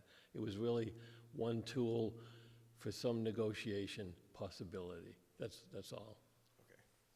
My second question is, if this development does happen, say 40 units, where does that leave the town as far as in compliance with the state for affordable housing? Are we right at the guideline right now? Will we be below it? So then the town will have to come up with another site to build affordable housing to meet the state requirements, correct? So right now, if the town wants to have protection against a 40B development, and most towns don't want 40Bs, we have to show the state that we have a certain amount of affordable housing, and we don't. In West Newbury, I think we're at 3 to 4% or something. So by Two- building 2.5. this- So by building this will worsen our case. Well, if this is built with the 10% affordable housing, we don't make headway and we don't lose ground. Okay. If a 40B comes in, we make headway, but we still would end up short, probably. And then again, the whole thing about the waiver right now is a little bit unresolved. So it's the select board's position that the possibility of a waiver is not in the proposed bylaw.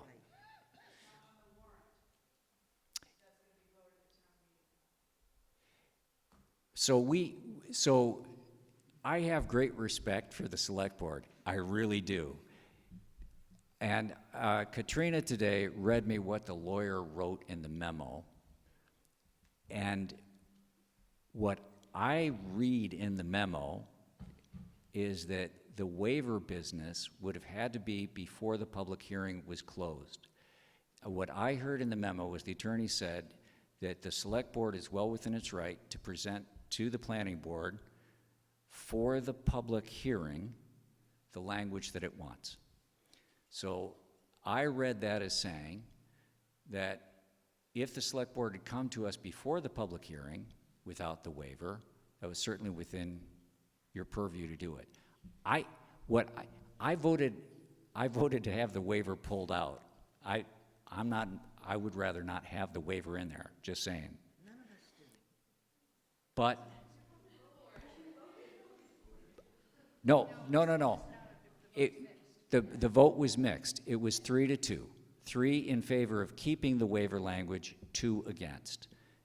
The select board last week met and decided that what they want to bring to the town is without the waiver language. And now we start getting in all this legal stuff, which is really tedious. It's like, who's bringing the bylaw? Mostly in Massachusetts, I actually did some homework on this.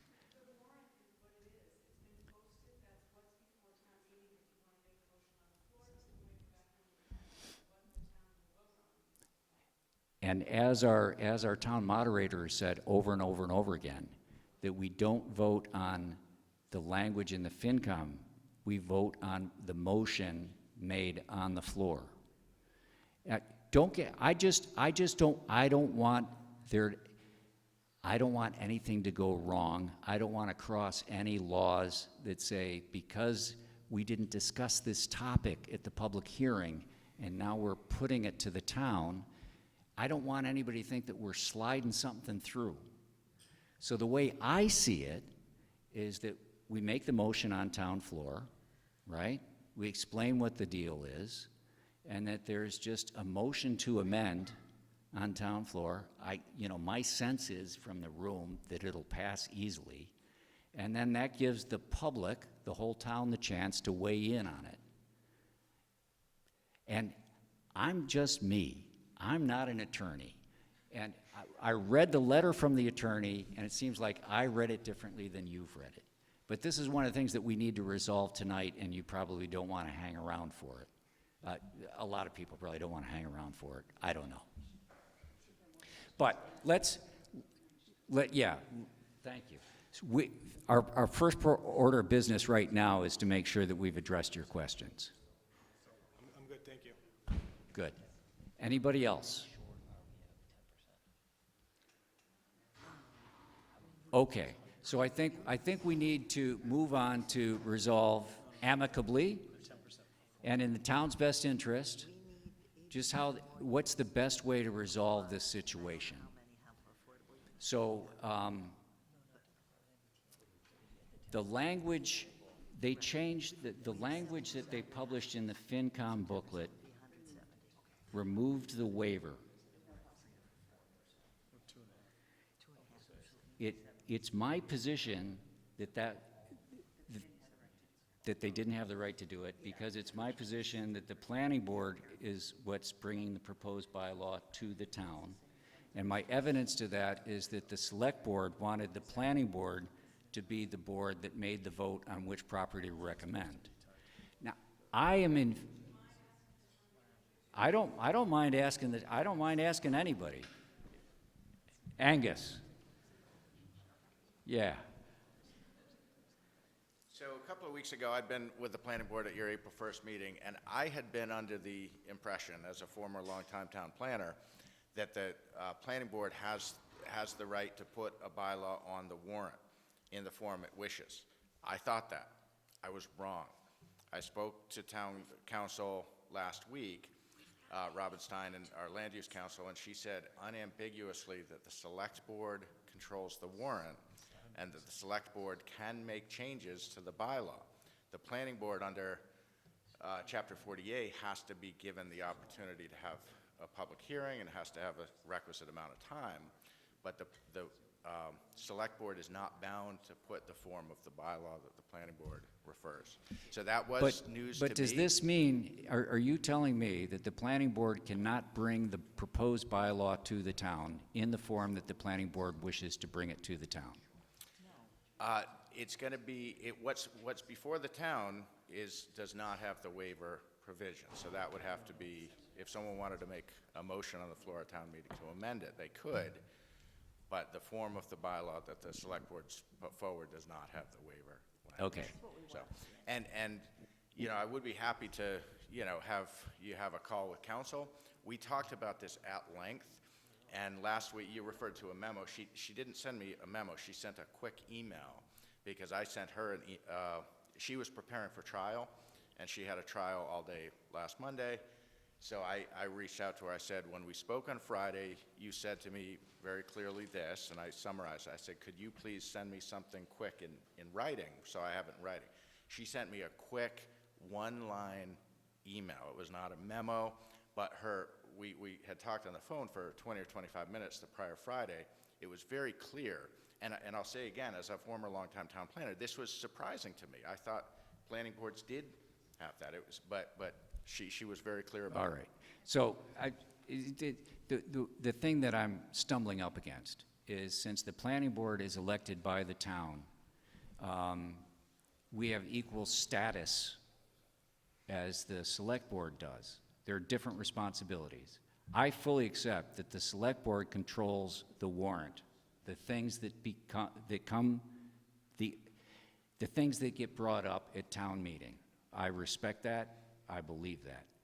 But I do not think it likely that the planning board cannot propose a bylaw directly to the town without editing from the select board. Just as I also believe the select board can bring a bylaw to the town for consideration the way they want it to be as well. In the majority of cases in Massachusetts, the MBTA bylaws have been brought before towns from the planning boards. There are a couple of instances where the select boards have brought the bylaw before the town. Throughout this process, it was my understanding that the planning board was the town entity, the elected entity, bringing a recommended bylaw to the town floor for discussion and voting. I personally have no objection to removing the waiver. I just want to make sure a couple of things. One, that we don't trespass on any state laws that would then later get us into trouble with the Attorney General. And two, that we don't abdicate our responsibilities and, I don't want to use the word power. I don't want to concede that the select board has the ability to control what the planning board recommends to the town. Those are my concerns here. But now I'll be quiet and hear from the other planning board members. If I could, and then just, I'm going to say it, but Yeah. what I'm going to recommend is that we facilitate a call with town council, because I think it's important to get this crystal clear, and happy to set that up. And the conversation that I had with her was in preparation.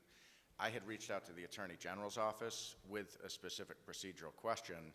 They responded within a half a day, said they wanted to talk to council.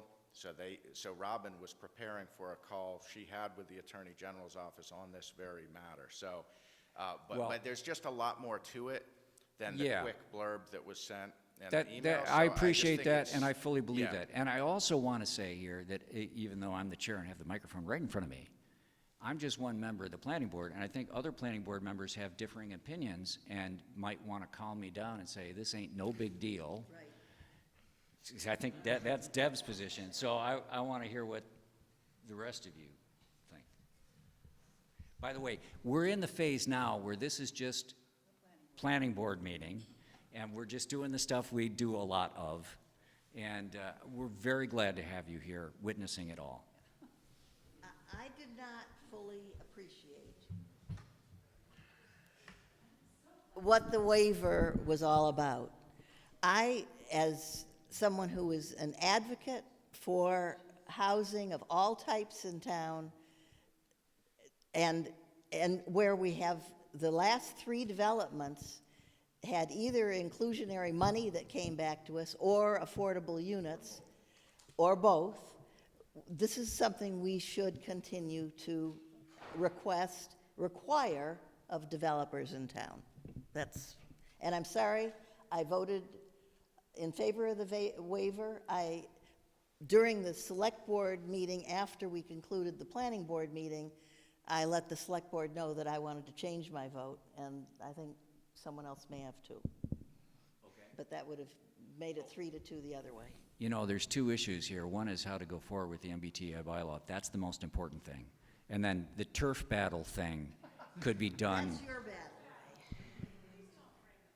No, Oh, well, it is. okay. I shouldn't have used the phrase turf battle, but that's another issue which is not as pressing.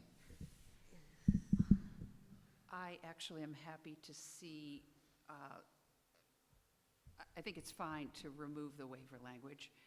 I think there's something to be said for consistency throughout our zoning bylaw. 10% affordable, 35 feet height limit. Keep it simple, keep it consistent. Don't make anybody wonder why one thing is different than another thing, so that doesn't bother me. I do accept Ray's cautionary comment. So I would say, fine, leave it out. I'm in the interests of making things clear and getting this to the town. But I do share Ray's caution about the procedure, and I think whoever the chairs and town manager that need to speak with town council and get it straightened out should do that, because we don't want some silly thing like that to derail a process. Brian, anything? Tim, anything? The only thing I would say, I did not vote in favor of the waiver, and, you know, I'd be glad to see it go, but, you know, I echo Ann's concerns about the procedural part of this and Ray's concerns, so I just want to make sure that that town council meeting happens and that discussion happens, so if you want me on it, I'd be happy to be on it as well. Thank you. Ted, you don't have a formal vote here, but nothing to add. Okay. Thank you. I move that we take a new vote on whether to have the waiver language in there. So I'll make the motion that we do not propose to the town that the planning board has the ability to waive inclusionary zoning. I think this is, what is it, 8-4-10-4? So this is more of a straw poll, I have to say. Well, I'm gonna ask for a formal vote, and then the follow-up will be working to make sure that we do this in a manner that is legally on the up and up, whether it can be presented to the town without a floor amendment, or whether it has to have a floor thing. But the first thing I want to do is get on the record where we stand as a planning board in light of the new information. Sure. So I'm making the motion that we pull the language, and I think it was... That permitted the waiver, right? Yeah, so that we pull the language 8.4.10.4. That's the right citation. And by pulling this language, it would not give the planning board the ability to waive inclusionary zoning. So I want to make the motion in the affirmative. So my motion is to pull 8.4.10.4. Have a second. Any discussion, planning board? I'm not seeing any discussion. All those in favor of removing 8.4.10.4? It's unanimous. So now we're down to the procedural thing. Mr. Chair, could I suggest you schedule a special meeting next Tuesday, possibly? So that I can put together a package for you of all of the small little changes that was made to the bylaw. So you can make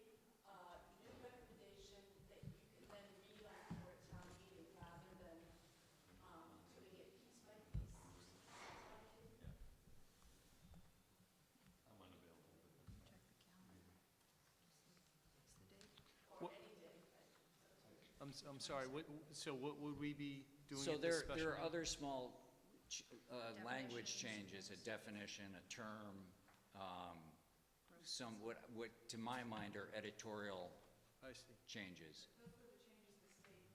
Right, That- yeah, that- Yeah, Katrina wants a clean copy, cleanly voted, which I think I has see. some logic to it. yeah, but not if we're missing, if we don't have a quorum. Oh, Tuesday? The 22nd? I can come. 22nd, I think I can, I understand. Deb and Tim, are you available? I'm checking, I'm not sure that, The 24th? 22nd. Oh, 22nd. I'm not sure it'll be I don't know if it's necessary or not. Yeah, I can do it. Yeah, 22nd? I got the ECTA annual meeting. Yes or no? So you cannot make it? Well, if we did it at 5 o'clock, I could do it. 5 o'clock? 5 o'clock is fine, yep. 5 o'clock on the 22nd? Yeah. And then we can also have a clarification as to Yeah, I'll have the clarification by the best way to proceed. before then. Perfect. And again, my concern there is the language that we discussed at the public hearing and then closed the public hearing, and now we're suggesting a change. And if that's fine, It's fine. then it's fine. Good. Yeah, anything else? Yes.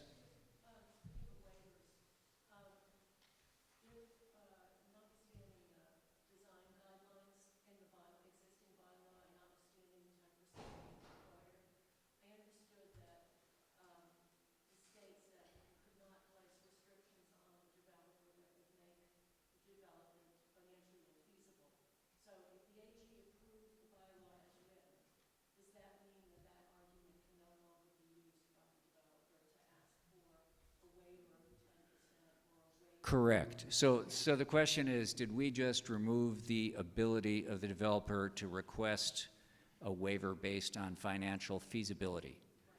We just voted that it's our position now, as a planning board, with this new vote, to pull that language so that would not be available to the developer. For the waiver, yes, Yes. but not for.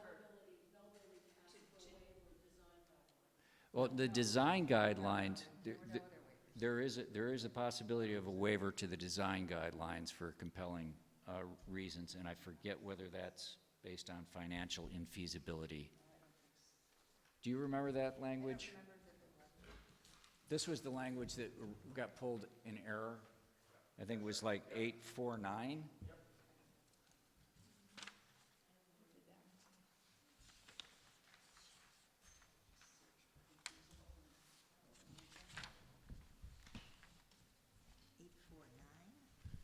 Yeah, this was an ability of the developer, if some of the design guidelines were infeasible or something. 8497.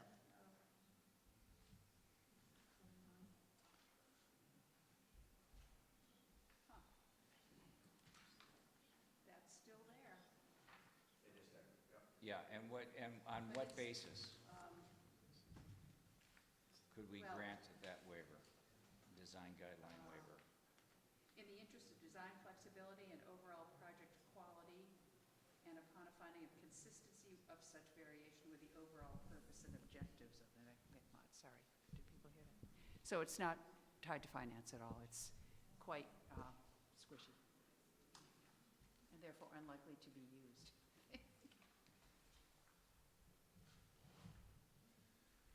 This wasn't a public hearing, but I welcome always input from people who happen to be attending our planning board meetings.